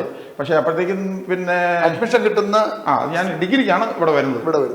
ഈ പ്രീ ഡിഗ്രി പഠിക്കുന്ന കാലത്ത് വേറെ ആരൊക്കെയാണ് ഈരാറ്റുപേട്ടയിൽ കൂടെ ഉണ്ടായിരുന്നത്? വേറെ അവിടെയുള്ള ഫ്രണ്ട്സ്, അന്നത്തെ ഫ്രണ്ട്സ് ആരും തന്നെ ഇപ്പൊ നിലവിൽ എന്റെ ഫ്രണ്ട്സ് ആയിട്ട്. നിർമ്മലഗിരിയിൽ വന്നു ഡിഗ്രിക്ക് ചേർന്നു. ആ കാലഘട്ടത്തിൽ ആരൊക്കെയാണ് ബാച്ച്മേറ്റ്സ് ആയിട്ടുണ്ടായിരുന്നത്? എവിടെ ഉണ്ടായിരുന്നു? നിർമ്മലഗിരിയിൽ ടീച്ചേഴ്സ് അല്ല, കൂടെ ഉണ്ടായിരുന്നവര് ഒത്തിരി പേരുണ്ട്, ഒത്തിരി ഫ്രണ്ട്സ് ഉണ്ട്. ഉദാഹരണമായിട്ട് ഞാൻ ഇപ്പോ പിന്നെ ഓർമ്മയിൽ തിളങ്ങി നിൽക്കുന്ന മട്ടന്നൂർ കോളേജ് പ്രിൻസിപ്പളായിട്ട് മാറിയ റിട്ടയർ മുരളി, പിന്നെ ലാലൻ ഇപ്പോ അഡ്വക്കേറ്റ് ആണ്. അതുപോലെ തലശ്ശേരി അഡ്വക്കേറ്റ് ജെയിംസ് എന്റെ ക്ലാസ്മേറ്റ് ആണ്, 3 വർഷം. അദ്ദേഹം അതിനുശേഷം ഡിഗ്രി ഏതാ ചെയ്തത്? അവിടുന്ന് ഡിഗ്രി ബയോളജി. എന്താണ് ബയോളജി എടുക്കാൻ ബയോളജി എടുക്കാൻ 10ാം ക്ലാസ്സിലൊക്കെ പഠിക്കുമ്പോൾ എന്തെങ്കിലും ലക്ഷ്യമുണ്ടോ? ലക്ഷ്യം എന്ന് പറഞ്ഞു കഴിഞ്ഞാൽ ചെറുപ്പത്തിലുള്ള ഒരു ആഗ്രഹം എന്തായിരുന്നു? ഒരു ഡോക്ടർ ആവണമെന്നുള്ള താല്പര്യം ഉണ്ടായിരുന്നു. അതിനാണ് ഡിഗ്രി എടുക്കാൻ. പക്ഷെ ഞാൻ കുറച്ച് സ്പോർട്സിലേക്ക് പോയി മറ്റുള്ള ആക്ടിവിറ്റീസിലൊക്കെ പോയി. പിന്നെ ഡിഗ്രിക്ക് ചേർന്നതിന് ശേഷം എനിക്ക് ആ ആഗ്രഹം നഷ്ടപ്പെട്ടു. ഏത് ഡോക്ടറാകാൻ നോക്കാം. അപ്പോൾ ബയോളജി എടുത്ത് MBBS പോകാനാണ് പറ്റുമായിരുന്നു. ഞാൻ ശ്രമിച്ചിരുന്നെങ്കിൽ പറ്റുമായിരുന്നു. ഞങ്ങളുടെ ബാച്ചിലുള്ള ഒരു ടോം എന്ന് പറഞ്ഞ ആളായിട്ടുണ്ട്, വേറെ ആരൊക്കെയോ പിന്നെ ഡോക്ടറാണ്. അപ്പോൾ ഞങ്ങളെല്ലാം ഒരു ടീമായിട്ട് ചെയ്തവരാണ്. അങ്ങനെയാണ്. പക്ഷേ അവിടെ കോളേജിൽ നിന്ന് എനിക്ക് കിട്ടിയുള്ള സ്പോർട്സിൽ ഈ പറയുന്ന ബാസ്കറ്റ് ബോളിൻ്റെ ഞാൻ നല്ല ടോപ്പറായി. കോളേജിലെ ടോപ്പറായി. ഞങ്ങൾ യൂണിവേഴ്സിറ്റി ടീമിൽ കാലിക്കറ്റ് യൂണിവേഴ്സിറ്റി, കണ്ണൂർ യൂണിവേഴ്സിറ്റി വന്നിട്ടില്ല, കാലിക്കറ്റ് യൂണിവേഴ്സിറ്റി ടീമിൽ ഞാനുണ്ടായിരുന്നു. അപ്പോൾ പിന്നീട് വന്ന എൻ്റെ ഇൻ്റർവ്യൂവിലൊക്കെ ഇതൊരു സഹായകരമായി ഒരു 5% മാർക്ക് അങ്ങനെ കിട്ടും. അപ്പോൾ അതുകൊണ്ടായിരിക്കും ചിലപ്പോൾ കയറി പോവുക. ഇതിൽ കിട്ടുന്ന ഒരു ചെറിയ വെയിറ്റേജ് ഉണ്ട് മാർക്ക്. അങ്ങനെ ഡിഗ്രി കഴിഞ്ഞു. ഡിഗ്രി കാലഘട്ടത്തിൽ രാഷ്ട്രീയം ഉണ്ടായിരുന്നു ഈ കോളേജ് സ്കൂൾ ഡിഗ്രി കാലഘട്ടത്തിൽ? രാഷ്ട്രീയം എനിക്ക് ഇന്നും അന്നും ഇല്ല. അന്ന് രാഷ്ട്രീയക്കാർ ആരൊക്കെ അവിടെ ഉണ്ടായിരുന്നത്? അവിടെ രാഷ്ട്രീയക്കാർ ഇഷ്ടംമാതിരി ആൾക്കാരുണ്ട്. KSC ആൾക്കാരൊക്കെ ഉണ്ട്. എൻ്റെ കൂടെ ഉണ്ടായിരുന്ന ഒരു പിന്നെ ജോസ്, അങ്ങനെയൊക്കെ. പക്ഷെ ഞാൻ അതിലേക്ക് തീരെ ശ്രദ്ധിച്ചിട്ടില്ല. ആരെങ്കിലൊക്കെ വന്ന് വോട്ട് ചോദിച്ചാൽ കൊടുക്കുമെന്നുള്ളതല്ലാണ്ട് താല്പര്യമില്ല. പാട്ട് സംഗീതം താല്പര്യമില്ല. മോളിപ്പാട്ട് മാത്രമേ ഉള്ളൂ. ബാസ്കറ്റ് ബോൾ ആണ് പ്രധാനം. ഡിഗ്രി കഴിയുമ്പോഴത്തേക്കും പിന്നെ എന്തായിരുന്നു? പിന്നെ ഞാനൊരു കേളകം എന്ന സ്ഥലത്ത് 4 വർഷം പാരലൽ കോളേജിൽ പഠിപ്പിച്ചു. പാരലൽ കോളേജിലെ കുട്ടികൾ കുറച്ച് വലിയ കോളേജാണ്. കേളകത്ത് എങ്ങനെ എത്തിപ്പെട്ടു? അത് എൻ്റെ കൂടെ പഠിച്ച, ഞാൻ പറഞ്ഞല്ലോ, ഒരു കുറ്റിമാക്കൽ സണ്ണി എന്ന് പറഞ്ഞാൽ എൻ്റെ കൂടെ ഞങ്ങളുടെ ക്ലാസ്മേറ്റ് ആയിരുന്നു. അപ്പോൾ ഞാൻ പറഞ്ഞ പിന്നെ വീട്ടിൽ ഇനിയിപ്പോൾ എന്നെ ഫർദർ പഠിപ്പിക്കാനുള്ള സാഹചര്യമൊന്നും കാണുന്നില്ല. അപ്പോൾ നമുക്ക് എവിടെയെങ്കിലും ചെറിയ ജോലി വേണം. അപ്പോൾ ഇവൻ എന്നെ കൂട്ടിക്കൊണ്ടുപോയി. അവിടെ താമസമൊക്കെ ഒരുക്കി. സണ്ണിയുടെ വീട് കൊട്ടിയൂരാണ്, കുറ്റിമാക്കൽ സണ്ണി. അപ്പോൾ ഇപ്പോഴും അവിടെ ഇലക്ട്രിക്കൽ വർക്കായിട്ട് നമ്മൾ കോൺടാക്ട് കഴിഞ്ഞ ദിവസം വിളിച്ചിരുന്നു. അപ്പോൾ പുള്ളി എന്നെ കൂട്ടിക്കൊണ്ടായിട്ട് പാലക്കോളയിൽ സംഗതി ഏർപ്പെടുത്തി. അവിടെ 4 വർഷം 81 വരെ പഠിപ്പിച്ചു. അവിടെ നിന്നാണ് പാരലൽ കോളേജ്. ഇന്നില്ലല്ലോ സാധനം. ഇന്നുണ്ട് പാരലൽ കോളേജുണ്ട്. വിഷയങ്ങൾ മാറിയെന്നുള്ളൂ. അന്ന് തോറ്റു വരുന്ന ഞാൻ ഉദ്ദേശിച്ചത് അന്നത്തെ പാരലൽ കോളേജ് ഓല കൊണ്ട് മേഞ്ഞ കെട്ടിടവും ഏതെങ്കിലും കെട്ടിടത്തിന്റെ. ഇന്നത്തെ പാരലൽ കോളേജ് സ്വാശ്രയ കോളേജുകൾക്ക് തുല്യമാണ്. സൗകര്യങ്ങൾ വർദ്ധിച്ചു. അന്നത്തെ പാരലൽ കോളേജിന് മര്യാദയ്ക്ക് ഫീസ് കൊടുക്കാൻ കഴിയാത്ത കുട്ടികളും ഉണ്ടാവും. ആ ഒരു അന്തരീക്ഷം എന്തായിരുന്നു ആ 4 വർഷം? അന്തരീക്ഷം എന്ന് പറഞ്ഞു കഴിഞ്ഞാൽ അന്നത്തെ ഒരു കുട്ടിയുടെ ഒരു മാസത്തെ ഫീസ് എന്ന് പറഞ്ഞാൽ 20 രൂപയാണ്. അപ്പോൾ ഒരു വിജയൻ എന്ന് പറഞ്ഞൊരു മാഷാണ് അത് നടത്തിക്കൊണ്ടിരുന്നത്. അപ്പോൾ പുള്ളി 10 രൂപ കൊടുത്താലും കൊടുത്തില്ലെങ്കിലും ഒക്കെ പുള്ളി ഹാപ്പിയാണ്. ഹാപ്പി എന്ന് പറഞ്ഞു കഴിഞ്ഞാൽ 800-1000 കുട്ടികളുണ്ട്. പുള്ളിക്കൊന്നും വേണ്ട. പുള്ളി എല്ലാവരുമായിട്ടും വളരെ സൗഹൃദത്തിൽ പോകുന്ന ഒരാൾ. ഇപ്പോഴും ഇന്നും അദ്ദേഹത്തിൻ്റെ കാര്യത്തിൽ എന്തോ ഒരു ബുദ്ധിമുട്ടുണ്ട്. പിന്നെ എന്തോ സ്ഥലത്തിൻ്റെ ഒരു പ്രശ്നമുണ്ട്. അപ്പോൾ അതിന് വലിയൊരു കൂട്ടായ്മയുണ്ട് അവിടെ കേരളത്തിൽ. ഇപ്പോൾ വലിയൊരു കൂട്ടായ്മ എന്ന് പറഞ്ഞു കഴിഞ്ഞാൽ VT കോളേജ് എന്ന് പറഞ്ഞിട്ടാണ് ഒരു കൂട്ടായ്മ അവിടെ ഉണ്ട്. ഞാനും അതിൽ മെമ്പറാണ്. അപ്പോൾ അങ്ങനെയൊക്കെ ഉണ്ട്. പക്ഷേ എനിക്ക് പല സംഘടന കൊണ്ട് ആക്റ്റീവായിട്ട് അതിൽ പോകാൻ കഴിയുന്നില്ല എന്ന് മാത്രമേ ഉള്ളൂ. അപ്പോൾ ഓക്കെ. VTC എന്നാണോ കോളേജിൻ്റെ പേര്? അത് VTC. അല്ല, ഈ പാരലൽ കോളേജ് എന്ന് പറഞ്ഞാൽ ആ കാലഘട്ടത്തിൽ സാംസ്കാരിക നായകരുടെയും ഒത്തിരി തൊഴിൽ രഹിതരായ ചെറുപ്പക്കാരുടെയൊക്കെ ഒരു ആസ്ഥാനമായിരുന്നു പാരലൽ കോളേജ്. അത്രത്തോളം അങ്ങനെ ഒരു സാംസ്കാരികത്തിലേക്കൊന്നും അവിടെ പോയിട്ടില്ല. കാരണം വെച്ചാൽ മലയോരത്തുനിന്ന് വരുന്ന കുട്ടികളാണ് കൂടുതൽ. അവരൊക്കെ ഇത് കഴിഞ്ഞാൽ അങ്ങ് തിരിച്ചു പോകും. അപ്പോൾ അത്തരത്തിലുള്ളൊരു സാംസ്കാരിക, പക്ഷേ എന്നാലും കുറച്ച് പേരൊക്കെ അവിടെ ജനറലൈസ് ചെയ്ത് പാട്ടും. ആ സമയത്ത് അങ്ങനെ ബസ്സും റോഡൊന്നും ബസ്സൊക്കെ ഉണ്ട്. കൊട്ടിയൂരൊക്കെ ഉള്ള ബസ്സൊക്കെ ഉണ്ട്. ഈ കേരളത്ത് അതിലെ കൂടിയാണ് പോകുന്നത്. അങ്ങനെ ബസ്സല്ല, അതെ, എല്ലാ സൗകര്യവും ഉണ്ട്. അങ്ങനെ ഈ 4 വർഷം കഴിയും. പിന്നെ എപ്പോഴാണ് അവിടുത്തെ ഒരു ഇൻസിഡന്റ് ഞാൻ പറഞ്ഞുതരാം. 79 ഞാൻ ഇതിൻ്റെ ഓഫീസിൻ്റെ ഈ BT കോളേജിൻ്റെ ഓഫീസിൻ്റെ മുകളിൽ നിൽക്കുമ്പോൾ ഒരാളിങ്ങനെ ബസ്സായി നേരെ മുമ്പിൽ കൊണ്ട് നിർത്തി. അപ്പോൾ എനിക്ക് പരിചയമുള്ള ഒരാൾ, അപ്പോൾ ഞങ്ങൾ തമ്മിൽ സംസാരിച്ചു. ഞാൻ കോളേജിന് മുകളിൽ നിൽക്കുന്നു, ഇദ്ദേഹം ബസ്സിലിരിക്കുന്നു. അപ്പോൾ ഞാൻ എവിടെ പോകുന്നതെന്ന് ചോദിച്ചു. അപ്പോൾ പിന്നെ പുള്ളി പറഞ്ഞു കൂത്തുപറമ്പ് പോകാമെന്ന് പറഞ്ഞു. എൻ്റെ വിഷയം എന്ന് ചോദിച്ചു. അവിടെ സബ് ഇൻസ്പെക്ടർ സെലക്ഷൻ്റെ ആപ്ലിക്കേഷൻ ഫോം വന്നിട്ടുണ്ട്, ഇന്ന് ലാസ്റ്റ് ഡേറ്റ് ആണ്, അവിടെ ഉള്ളൂ, അത് മേടിക്കാൻ പോകാമെന്ന് പറഞ്ഞു. അദ്ദേഹം ഒരു ഡിഗ്രിക്കാരനാ. ഉടനെ ഞാൻ വരുന്നു പറയുന്നത് ചാടി കയറി ആ ബസ്സിൽ കയറി. ആ നിമിത്തമാണ് സർവീസ് കാരണം അന്ന് പോയി അവിടെ പോയി ഫോം വാങ്ങി. ഞങ്ങൾ രണ്ടാളും കൂടെ പോയി കൂത്തുപറമ്പ് പഞ്ചായത്ത് ഓഫീസിൽ പോയി. പഞ്ചായത്ത് ഓഫീസിലാണ് കിട്ടുന്നത് എന്നെനിക്ക് എന്നാണ് എനിക്ക് തോന്നണത്. അവിടെ വാങ്ങി ഞങ്ങളുടെ ആൾ പൂരിപ്പിച്ചു കൊടുത്തു. ഇദ്ദേഹം ഗതികേടിന് പിന്നീടൊരു കേസിൽ പെട്ടുപോയി. ആര്? ഈ കൂടെ വിജയൻ എന്നാണെന്ന് എൻ്റെ പേരെന്ന് എനിക്ക് തോന്നുന്നു. അദ്ദേഹത്തിന് ഇതിൽ മുന്നോട്ട് പോകാൻ കഴിയില്ല. പിന്നെ 79 കയറി. 79 കഴിഞ്ഞ് പിന്നെ ഇതിൻ്റെ എഴുത്ത് പരീക്ഷ വന്നു. പിന്നെ അതിൻ്റെ ബാക്കിയുള്ള സ്വന്തം നിലക്ക് തന്നെ വഴിവെട്ടി പോവുകയാണ്, സൗകര്യങ്ങളൊന്നും. പക്ഷേ ഒത്തിരി പേര് ഞാൻ ഇത് പാസ്സായി ഏതാണ്ട് ജോലി കിട്ടുമെന്നുള്ള ഒരു ഉറപ്പിലേക്ക് വന്നു കഴിഞ്ഞപ്പോഴേക്കും കൂടെ പേര് കൂടി. നമ്മൾ മനസ്സിലാക്കേണ്ട ഒരു കാര്യമാണ്. കൊണ്ടുപോയി ഞാനത് മേടിച്ചു തരാം, ഒരു 20,000 രൂപ തന്നാൽ മതി. അങ്ങനെ ഒരു 5-6 പേര് ഇങ്ങനെ പരുന്ത് വട്ടമിട്ട് പറക്കുന്ന പോലെ നമ്മുടെ ചുറ്റും നമുക്ക് കിട്ടുമെന്ന് ഉറപ്പാക്കി. കിട്ടുമെന്ന് ഉറപ്പില്ല. നമ്മളിങ്ങനെ പരീക്ഷ പാസ്സായി, പിന്നെയും കടമ്പകൾ, പിന്നെ ഫിസിക്കൽ ടെസ്റ്റ്, ഒത്തിരി ടെസ്റ്റുകളൊക്കെ ഉണ്ട്. അപ്പോൾ ഇത് ഉന്തി തള്ളി കയറ്റാം. അതിന് ഏതൊക്കെ ആൾക്കാരാണെന്ന് ഞാൻ പറയുന്നില്ല. ഇതിന് കുറച്ച് ഏജൻസ് ഉണ്ട്. പക്ഷെ ഇവരൊന്നും ചെയ്യൂല. അഥവാ നിങ്ങളിപ്പോൾ പറയുന്നത് വെച്ചാൽ 5,000 ഇപ്പം തന്നാൽ മതി, 10,000 ഇപ്പം തന്നാൽ മതി, ബാക്കി പിന്നെ കിട്ടിയിട്ട് തന്നാൽ മതി എന്നാ പറയാം. അപ്പം സംഭവം എന്താണെന്ന് വെച്ചാൽ ഇവരൊന്നും ചെയ്യൂല. നമ്മുടെ സ്വന്തം കഴിവുകൊണ്ട് കിട്ടിയെങ്കിൽ ഈ പൈസ ഇവർക്ക് ഇത് ഇവരും അപ്പോഴും എല്ലായ്പ്പോഴും സംഭവിച്ചുകൊണ്ടിരിക്കുന്നത്. ഒരിക്കലും വേറെ ഒന്നും നടക്കൂല അതിനകത്ത്. അതൊന്നും നടക്കുന്നില്ല. PSC എക്സാമിനേഷൻ അല്ലേ, ഈ PSC എവിടെ പോയി സ്വാധീനിക്കാൻ? അങ്ങനെ ഒരു നടപ്പില്ല. അവനവൻ്റെ കഴിവുകൊണ്ട് കിട്ടിയെങ്കിൽ കിട്ടി, അതേ ഉള്ളൂ. ഇന്റർവ്യൂ ഒക്കെ ഉണ്ട്. ആ ഇന്റർവ്യൂ ഒക്കെ കൃത്യമായ കാര്യങ്ങളൊക്കെയാണ്. അപ്പോൾ അതിൽ പറ്റില്ല. പരീക്ഷ കഴിഞ്ഞു. അതിനുശേഷം ഫിസിക്കൽ ടെസ്റ്റ് കോഴിക്കോട് വെച്ചിട്ടായിരുന്നു. അങ്ങനെ അതെല്ലാം കഴിഞ്ഞ് അവസാനം കിട്ടിപ്പോ കഴിഞ്ഞപ്പോൾ ലിസ്റ്റ് പബ്ലിഷ് ചെയ്ത് കഴിഞ്ഞപ്പം എൻ്റേത് 137 പേരാണ് കോൾ ഫോർ ചെയ്തത്, ടോട്ടൽ വേക്കൻസി. എൻ്റേത് റാങ്ക് ലിസ്റ്റ് 81. അത് ഞാൻ പാർട്ടിയൊക്കെ കൊടുത്ത് എല്ലാവർക്കും കിട്ടും എന്നൊക്കെ പറഞ്ഞിട്ട്. പക്ഷേ ഈ കാസ്റ്റ് റൊട്ടേഷൻ ഉണ്ടല്ലോ, അതായത് നമ്മൾ ഫോർവേഡ് കാസ്റ്റ് പെട്ടതാണ്. ഫോർവേഡ് കാസ്റ്റ് ഒരാളെ എടുത്തു കഴിഞ്ഞാൽ 10 കഴിഞ്ഞിട്ട് 11ാമതേ പിന്നെ കിട്ടുള്ളൂ. അപ്പോൾ ഇങ്ങനെ റൊട്ടേഷൻ വന്നു കഴിഞ്ഞപ്പോൾ 80 വന്നപ്പോൾ നിന്നുപോയി. 81 എൻ്റെത്. ഒരാളെ കൂടെ നിന്നുപോയി. അപ്പോഴും എന്നെ കുറേ പേര് ചാക്കിട്ടു, നമ്മൾ മേടിച്ചു തരാം അത് ഇതെന്നൊക്കെ പറയുന്നത്. ഞാനൊരൊറ്റ പോകുപോയി. എനിക്കൊരു ജോലി കിട്ടി ആ സമയത്ത് ബാങ്കിൽ. മതി. ഏത് ബാങ്കിൽ? ഫെഡറൽ ബാങ്കിൽ. അങ്ങനെ കൽക്കട്ടയിലാണ് പോസ്റ്റിംഗ് കിട്ടി. അങ്ങനെ കൽക്കട്ടയിൽ പോയി ജോയിൻ ചെയ്ത് ബഡാ ബസാർ എന്ന് പറയുന്ന ബ്രാഞ്ചിൽ നമ്മുടെ വേറെ മുൻഗാമികളൊക്കെ ഉണ്ടായിരുന്നു, അവരുടെ കൂടെ താമസിച്ച് 1-2 മാസത്തിനപ്പുറം ഇവിടെ അന്ന് TK രാമകൃഷ്ണനാണ് ആഭ്യന്തരമന്ത്രി. അദ്ദേഹത്തെ പ്രസന്റ് വേക്കൻസി നോക്കാൻ പറഞ്ഞു. ഇത് 79 കോൾ ഫോർ ചെയ്തതാണ്. അപ്പോൾ വർഷം 2 കഴിഞ്ഞു. അപ്പോഴത്തേക്കും വേക്കൻസി കൂടി. വേക്കൻസി റിപ്പോർട്ട് ചെയ്യാൻ വേണ്ടി പറഞ്ഞു. അപ്പോൾ അദ്ദേഹം സഹായിച്ചു തന്നു. സഹായമല്ല, പിന്നെ എന്താണ്, വേക്കൻസി കൂട്ടി റിപ്പോർട്ട് ചെയ്തു 40 പേർക്ക്. അങ്ങനെ ഞങ്ങൾ 40 പേരോട് കയറി. ആ 2ാമത്തേൽ നമ്പർ 1 ആണ് ഞാൻ നമ്മുടെ ഇതിൽ. കാരണം 82 ബാച്ച് 81 ബാച്ച്. അത് മറ്റൊരു 81 തന്നെയാണ്. 3.5 മാസം ഞാൻ അതിൻ്റെ ഇതായിട്ട്. ഇവിടെ കേളംകാരൻ ഒരു VC ജോർജ് ഉണ്ട്. ആരാണ്? മറ്റേ ചെട്ടിയാമ്പറമ്പുള്ള മൂപ്പര് ആദ്യത്തിൽ പെട്ടു. ഞാൻ 2ാമത്തേന് ഫസ്റ്റ്. അങ്ങനെ ആണ് പോലീസിൽ ചേർന്നത്. 81 പോലീസിൽ SI സബ് ഇൻസ്പെക്ടർ നിയമനം കിട്ടി. അങ്ങനെ ഫസ്റ്റ് പോസ്റ്റിംഗ് എവിടെയാണ്? പ്രൊബേഷൻ. ഫസ്റ്റ് ട്രെയിനിങ് എവിടെയാണ്? Training police training college. എവിടെയാണ്? തൈക്കാട്.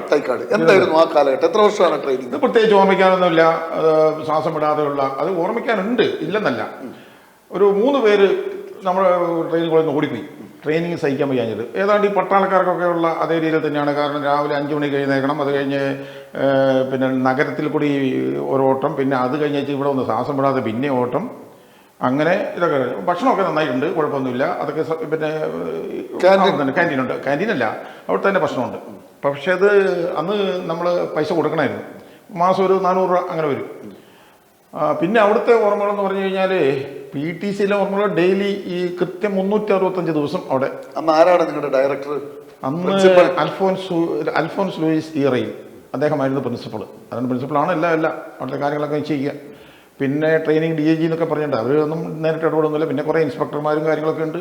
എത്ര വർഷമാണ് പരിശീലനം? ഒരു വർഷം ബേസിക് ട്രെയിനിങ്. ഈ പറഞ്ഞ അടി ഇടി തട വെടി എല്ലാം നമ്മളോട് എല്ലാം പഠിക്കും. ചാർജും കാര്യങ്ങളും വെടിവെക്കാൻ വരെ എനിക്കോട് തോന്നിയിട്ടില്ല. കാരണം അന്ന് നല്ല ഇതാണ്. പക്ഷെ 3 പേര് ഉപേക്ഷിച്ച് പോയി. അതിൽ പിന്നെ നമ്മൾ പോയി പിടിച്ചോണ്ടൊക്കെ വന്നു.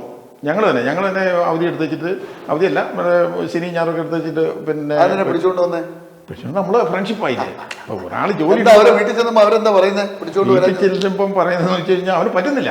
ഇത് ഈ ട്രെയിനിങ് എന്നുണ്ട്. വീട്ടിൽ ഓമന പുത്രനായിട്ട് ഞങ്ങളെ പോലെയല്ല.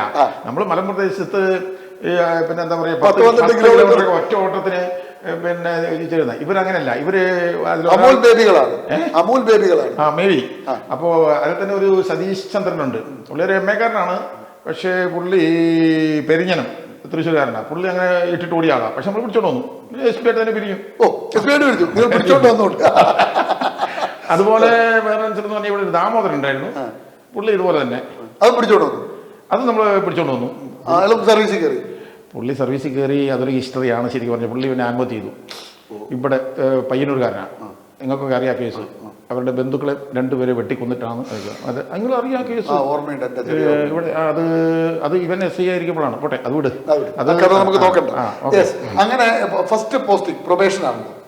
ഫസ്റ്റ് പോസ്റ്റിംഗ് അല്ല. നമുക്ക് ട്രെയിനിങ് 1 വർഷത്തെ ബേസിക് ട്രെയിനിങ് കഴിഞ്ഞിട്ട് പിന്നെ വന്നിട്ട് നിലമ്പൂരായിരുന്നു നമ്മുടെ പോസ്റ്റിംഗ് അല്ല. പിന്നെ പ്രാക്ടിക്കൽ എന്താ പറയുക പ്രൊബേഷൻ അത് 1 വർഷമാണ്. അങ്ങനെ 2 വർഷം കഴിഞ്ഞിട്ട് നമുക്ക് പ്രൊബേഷൻ പോസ്റ്റിംഗ് എവിടെയാ ഫസ്റ്റ് കിട്ടുന്നത്? പ്രൊബേഷൻ പോസ്റ്റിംഗ് ആണ് നിലമ്പൂര്. അവിടെ എന്താണ് ആദ്യം ഏത് സ്റ്റേഷനിൽ റിപ്പോർട്ടിംഗ്? അവിടെ നമ്മള് ഞാനും ഒരു ഹബീബ് റഹ്മാനുണ്ട്, നമ്മുടെ കാസർഗോഡ്. കൂളിംഗ് ക്ലാസ് എല്ലാം വെച്ച് പുള്ളിയുടെ മകനാണ് അടുത്ത നാള് 5-6 വർഷം മുമ്പ് മരിച്ചു പോയത് ആക്സിഡന്റിൽ. ഒരു 5-6 പേര് കൂടി പോയിട്ട്. ഹബീബ്. ഓക്കെ. ഹബീബ്, ഞാന് പിന്നെ ഒരു സഫർ അലി ഉണ്ടായിരുന്നു. അഴീക്കോടുകാരനാണ്. അടുത്ത നാൾ മരിച്ചു പോയി. അപ്പോൾ സഫർ അലി ഞങ്ങൾ 3 പേരും കൂടെയാണ് നിലമ്പൂർ ഉണ്ടായിരുന്നത്. അവിടുന്ന് ബൽറാം എന്ന് പറഞ്ഞ ഒരു സൂപ്പർ അല്ലല്ല അവിടെ സർക്കിൾ ഇൻസ്പെക്ടർ, ഭയങ്കര ധൈര്യശാല ബൽറാം. ഇവിടെ കൂത്തുമ്പൊക്കെ ഉണ്ടായിരുന്നു. നല്ല ഇവിടെയൊക്കെ ആൾക്കാർക്ക് അറിയുന്നതാണ് ബൽറാം എന്ന് പറഞ്ഞാൽ. അത്ര തൻ്റെടിയും അത്ര നോളജും എല്ലാം ഉണ്ട്. അദ്ദേഹത്തിൻ്റെ കൂടെ നമ്മൾ പരിശീലനം കിട്ടുന്നതാണ്. നമ്മൾ എവിടെയെങ്കിലും എത്തിയിട്ടുണ്ടെങ്കിൽ അതിൻ്റെ ഒരു കാരണം ഏറ്റവും വലിയ അച്ചീവ്മെന്റ്. അത് തീർച്ചയായിട്ടും. കാരണം അവരുടെ ആ 1 വർഷത്തെ പ്രൊബേഷൻ ട്രെയിനിങ് എന്ന് പറഞ്ഞു കഴിഞ്ഞാൽ നമ്മൾ ചില കാര്യങ്ങളൊക്കെ പേടിച്ച് കുറച്ചു. അന്നത്തെ ഒരു കാര്യം പറഞ്ഞുതരാം. അദ്ദേഹം അവിടെ ഒരു വീട്ടിൽ മോഷണം നടന്നു. അവിടെ ഒരു കല്യാണ പാർട്ടിക്ക് സമയത്ത് ആ വീട്ടിൽ കുറേ അധികം ആൾക്കാർ വരുമല്ലോ. അപ്പം നെല്ലിൻ്റെ വലിയ അറയുണ്ട്. ഈ അറയ്ക്കകത്ത് അവരുടെ സ്വർണം വെച്ചു. കല്യാണത്തിൻ്റെ തലേ ദിവസം പാർട്ടിക്ക് അത് തൽക്കാലം വേണ്ടാത്ത ഒരു സ്വർണ്ണമാണ്. എന്ന് പറഞ്ഞാൽ കല്യാണത്തിന് വേണ്ടിയിട്ടുള്ള സ്വർണ്ണമല്ല. അപ്പോൾ നോക്കുമ്പോൾ അത് ആരും എടുക്കാതിരിക്കാൻ വേണ്ടി നിർഭാഗ്യവശാൽ അത് മോഷണം പോയി. പിറ്റേ ദിവസം പോലീസിൽ കംപ്ലയിൻറ്റ് വന്നു. അപ്പോൾ എല്ലാവരും എടുക്കാറ് ബന്ധുക്കളൊക്കെ തന്നെയാണ്. അപ്പോൾ അങ്ങനെ ഇരിക്കുമ്പം ഈ എടുത്ത ഒരാളെ സംശയവും പറഞ്ഞു. ബന്ധുവാണ്. അതവർ പറയുന്നുണ്ട്, സാറേ കേസൊന്നും വേണ്ട, ഇത് നമുക്കൊന്ന് തെളിയിച്ച് കിട്ടിയാൽ മതി. ഇവനെ പോയി ഞങ്ങൾ പൊക്കി കൊണ്ടുവന്നിട്ട് ബലറാം ഉള്ളപ്പോഴാണ്, ബലറാം സാറ് ഉള്ളപ്പോഴാണ് പൊക്കിയിട്ട് ഇവനെ കൊണ്ടുവന്ന് ഇവൻ കാര്യങ്ങളൊക്കെ ഏതാണ്ട് സമ്മതിച്ച് കഴിഞ്ഞിട്ട് അകമ്പാടോ അങ്ങനെ കണ്ടൊരു സ്ഥലമാണ്. അപ്പോൾ ഈ നമ്മുടെ നിലമ്പൂർ പോലീസ് സ്റ്റേഷൻ്റെ പുറകുവശത്ത് ഈ വലിയ വീതിയിൽ ചാലിയാർ ഒഴുകുന്നുണ്ട് കുറച്ച് മാറിയിട്ട്. ഇപ്പോൾ ചാലിയാറിൻ്റെ അക്കരെയാണ് ഇവൻ താമസിക്കുന്നത്. ഇവൻ മാതാപിതാക്കളോട് താമസിക്കുന്ന. അപ്പോൾ ഇവനോട് ചോദ്യം ചെയ്ത് സമ്മതിച്ചു. അവസാനം നമ്മൾ തല്ലും അടിയൊന്നും കൊടുത്തില്ല. കാരണം മറ്റേ ബന്ധുക്കളുണ്ട്. അവർ പറഞ്ഞു തല്ലും അടിയും കൊടുത്തിട്ടൊന്നും തെളിയിക്കണ്ട. അപ്പോൾ സാധാരണ അന്നത്തെ പോലീസൊക്കെ ധാരാളം കൊടുക്കല്ലേ. അപ്പോൾ ഇവനെ നമ്മൾ കസ്റ്റഡി എടുത്ത് ഇങ്ങനെ ചോദ്യം ചെയ്ത് പറഞ്ഞു. വീടിൻ്റെ ഈ ഓലമേഞ്ഞ പുരയുടെ ഒരു ഇതുണ്ട്, എന്താണ് കഴുക്കോല്, അതൊരു മുളയുടെയാണ്, മുള കയറിയിട്ട് അതിൻ്റെ ഉള്ളിൽ തിരിയിട്ടുണ്ട് സ്വർണ്ണം എന്ന് പറഞ്ഞു. അപ്പോൾ എന്നെയാണ് ഈ കേസ് ഏൽപ്പിച്ചത്. ഞങ്ങൾ 3 പേരിൽ സീനിയർ ഞാനാണ്. അപ്പോൾ എന്നെ കേസ് ഏൽപ്പിച്ചു. ഞാൻ ഇവനെ ചോദ്യം ചെയ്തു, കാര്യങ്ങളൊക്കെ കഴിഞ്ഞു. അപ്പോൾ സിയുടെ അനുവാദത്തോടുകൂടി ഇവനെ കൂട്ടിക്കൊണ്ട് പോവുകയാണ്. ഇവനെ കൂട്ടിക്കൊണ്ട് പോയപ്പോൾ ഹബീബ് കൊണ്ടുകൂടെ. ഹബീബ് കണ്ട. പക്ഷേ ഇവന് ഭയങ്കര സ്പീഡ്. ഞങ്ങൾ ഓടിയിട്ടും കൂടെ എത്തുന്നില്ല. ഇവൻ ചാലിയാറ് മറികടന്ന് ഇവൻ്റെ വീട്ടിലേക്ക് പോകും. അപ്പം രക്ഷപ്പെടാതിരിക്കാൻ വേണ്ടി ഞാൻ കൂടെ കൊടുക്കുന്നില്ല. അപ്പോൾ എനിക്ക് കൂടുതൽ ഉത്തരവാദിത്വം. ഹബീബ് പുറകെ വരുന്നുണ്ട്. അപ്പം ഞങ്ങളിങ്ങനെ പോയി കഴിഞ്ഞിട്ട് ഇവൻ നേരെ വീട്ടിൽ കയറിയിട്ട് എന്താ ചെയ്തെന്ന് അറിയാം. വീട്ടിൽ അടുക്കളയിൽ പോയി ഒരു കത്തി എടുത്തിട്ട് ഒറ്റ കുത്തുവായിരുന്നു. സ്വന്തം ആദ്യത്തെ അനുഭവം. അങ്ങനെ ചെയ്യാൻ കാരണം അത് പിടിക്കപ്പെട്ടു ബന്ധുക്കളുടെ മരിച്ചോ? എന്നിട്ട് ഇല്ലില്ല, അങ്ങനെ ഈ ഷർട്ട് കൂട്ടി കുത്തതുകൊണ്ട് എന്താ പറ്റിയെന്ന് പറഞ്ഞാൽ ചെറിയൊരു മുറിവ്. ഇത് നമ്മൾ വേഗമായി പോയി, കാരണം നമ്മൾ പ്രവേശനം ചെയ്യാം. ഈ കൊണ്ടുവന്നു, സീയുടെ അടുത്ത് ഹാജരാക്കി. സാരല്ല, അതിനെ എന്ന് പറഞ്ഞ് ഹോസ്പിറ്റലിൽ കൊണ്ടുപോയി അഡ്മിറ്റ് ചെയ്തു. പക്ക അതിൻ്റെ റെക്കോർഡിങ് അതുപോലെ പൂർത്തിയാക്കി. അപ്പോൾ അതെല്ലാം കഴിഞ്ഞ് വെച്ചിട്ട് പിന്നെ നമ്മുടെ ഇന്ന് കേസ് റിക്കവറി എടുത്തില്ലേ? അല്ലല്ല, അത് പിന്നെ ഞങ്ങളെ വിട്ട്, കാരണം അത് പ്രൊബേഷനറിയില്ലേ ഞങ്ങൾ, നമുക്ക് അറിയത്തില്ലാത്ത ആൾക്കാരുണ്ട്. ജനാർദ്ദൻ എന്ന് പറയുന്ന ഇവിടെ SP ജനാർദ്ദൻ, അറിയോ? സദ്ദാം എന്ന് വിളിക്കുന്ന ജനാർദ്ദൻ സാറാണ് നിലമ്പൂർ SI, മറ്റൊരു സുഹൃത്തായിരുന്നു. അപ്പോൾ അദ്ദേഹമാണ് പിന്നെ അദ്ദേഹത്തെ കേസ് ഏൽപ്പിച്ചു. അദ്ദേഹം അത് പുല്ലുപോലെ നല്ല ഇടിയും കൊടുത്ത് തെളിയിച്ചു കൊണ്ടു. അപ്പോൾ സംഗതി അങ്ങനെയൊക്കെ, അതാണ് എൻ്റെ ഫസ്റ്റ് വളരെ വിലപ്പെട്ട രണ്ടാമത്തെ ഇതൊരു അനുഭവം. എന്താണ്, നമ്മളൊരു പ്രതിയെ കസ്റ്റഡിയിലെടുക്കുമ്പോൾ നമ്മുടെ രക്ഷ മാത്രമല്ല അവന്റെ രക്ഷയും നമ്മുടെ കയ്യിലാണ്. പിതാവ് അന്ന് ആട് ചത്തപ്പോ ഉണ്ടായ ഏതാണ്ട് അതേപോലെ തന്നെ രണ്ടാമത്തെ പാഠം പഠിച്ചു. എന്താണ് നമ്മുടെ രക്ഷ, ഇവന്റെ രക്ഷ. ഇവനെ തന്നെ മൊത്തം ഇവനെ ബാക്കിയുള്ളവർ ഉപദ്രവിക്കും. പ്രതികളെ നമ്മൾ പലപ്പോഴും തെളിവെടുപ്പിക്കാനും മറ്റൊക്കെ കൊണ്ടുപോകുമ്പോൾ ജനങ്ങളുടെ കയ്യിൽ നിന്ന് ഇവനെ രക്ഷിക്കണം, തല്ലി കൊന്നുകളി. സമാനം നമ്മൾ പറയുന്നു. അപ്പൊ അത് വളരെ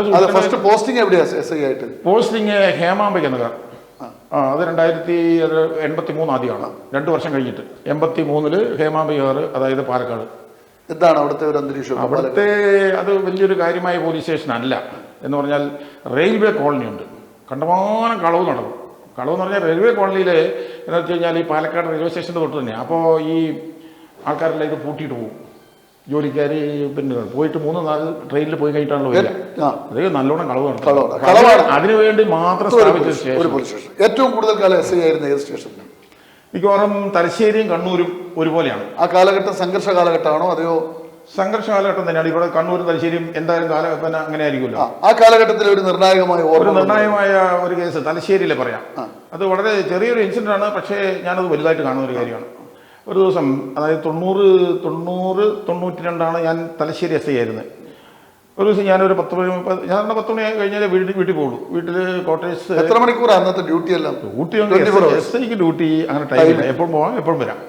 വേണം ഉച്ചയ്ക്ക് വേണമെങ്കിൽ ദൈവത്തിൻ്റെ എടുക്കാം, 11 മണിക്ക് എടുക്കാം, അതൊന്നും പ്രശ്നമില്ല. ആ സ്റ്റേഷൻ്റെ കാര്യങ്ങൾ നോക്കുക ഗ്രഹനാഥനാണ് SI എന്ന് പറഞ്ഞാൽ. അപ്പോൾ അവിടെ ഉണ്ടായ സംഭവം എന്ന് വെച്ചാൽ 10 മണിക്ക് ഞാൻ വീട്ടിൽ പോയി ഭക്ഷണമൊക്കെ കഴിഞ്ഞ് കിടക്കാൻ നോക്കുമ്പോൾ പോലീസുകാരൻ വന്നിട്ട് പറഞ്ഞു SIയുടെ വീട്ടിൽ ഫോണില്ല. ഏറ്റവും വലിയ നിരുത്തരവാദമായിട്ടുള്ള ഗവൺമെൻറ്റിൻ്റെ അന്നത്തെ ഒരു കാര്യമാണ്. അപ്പോൾ SIയുടെ വീട്ടിൽ ഫോണില്ല, എവിടെ ആയിക്കോട്ടെ.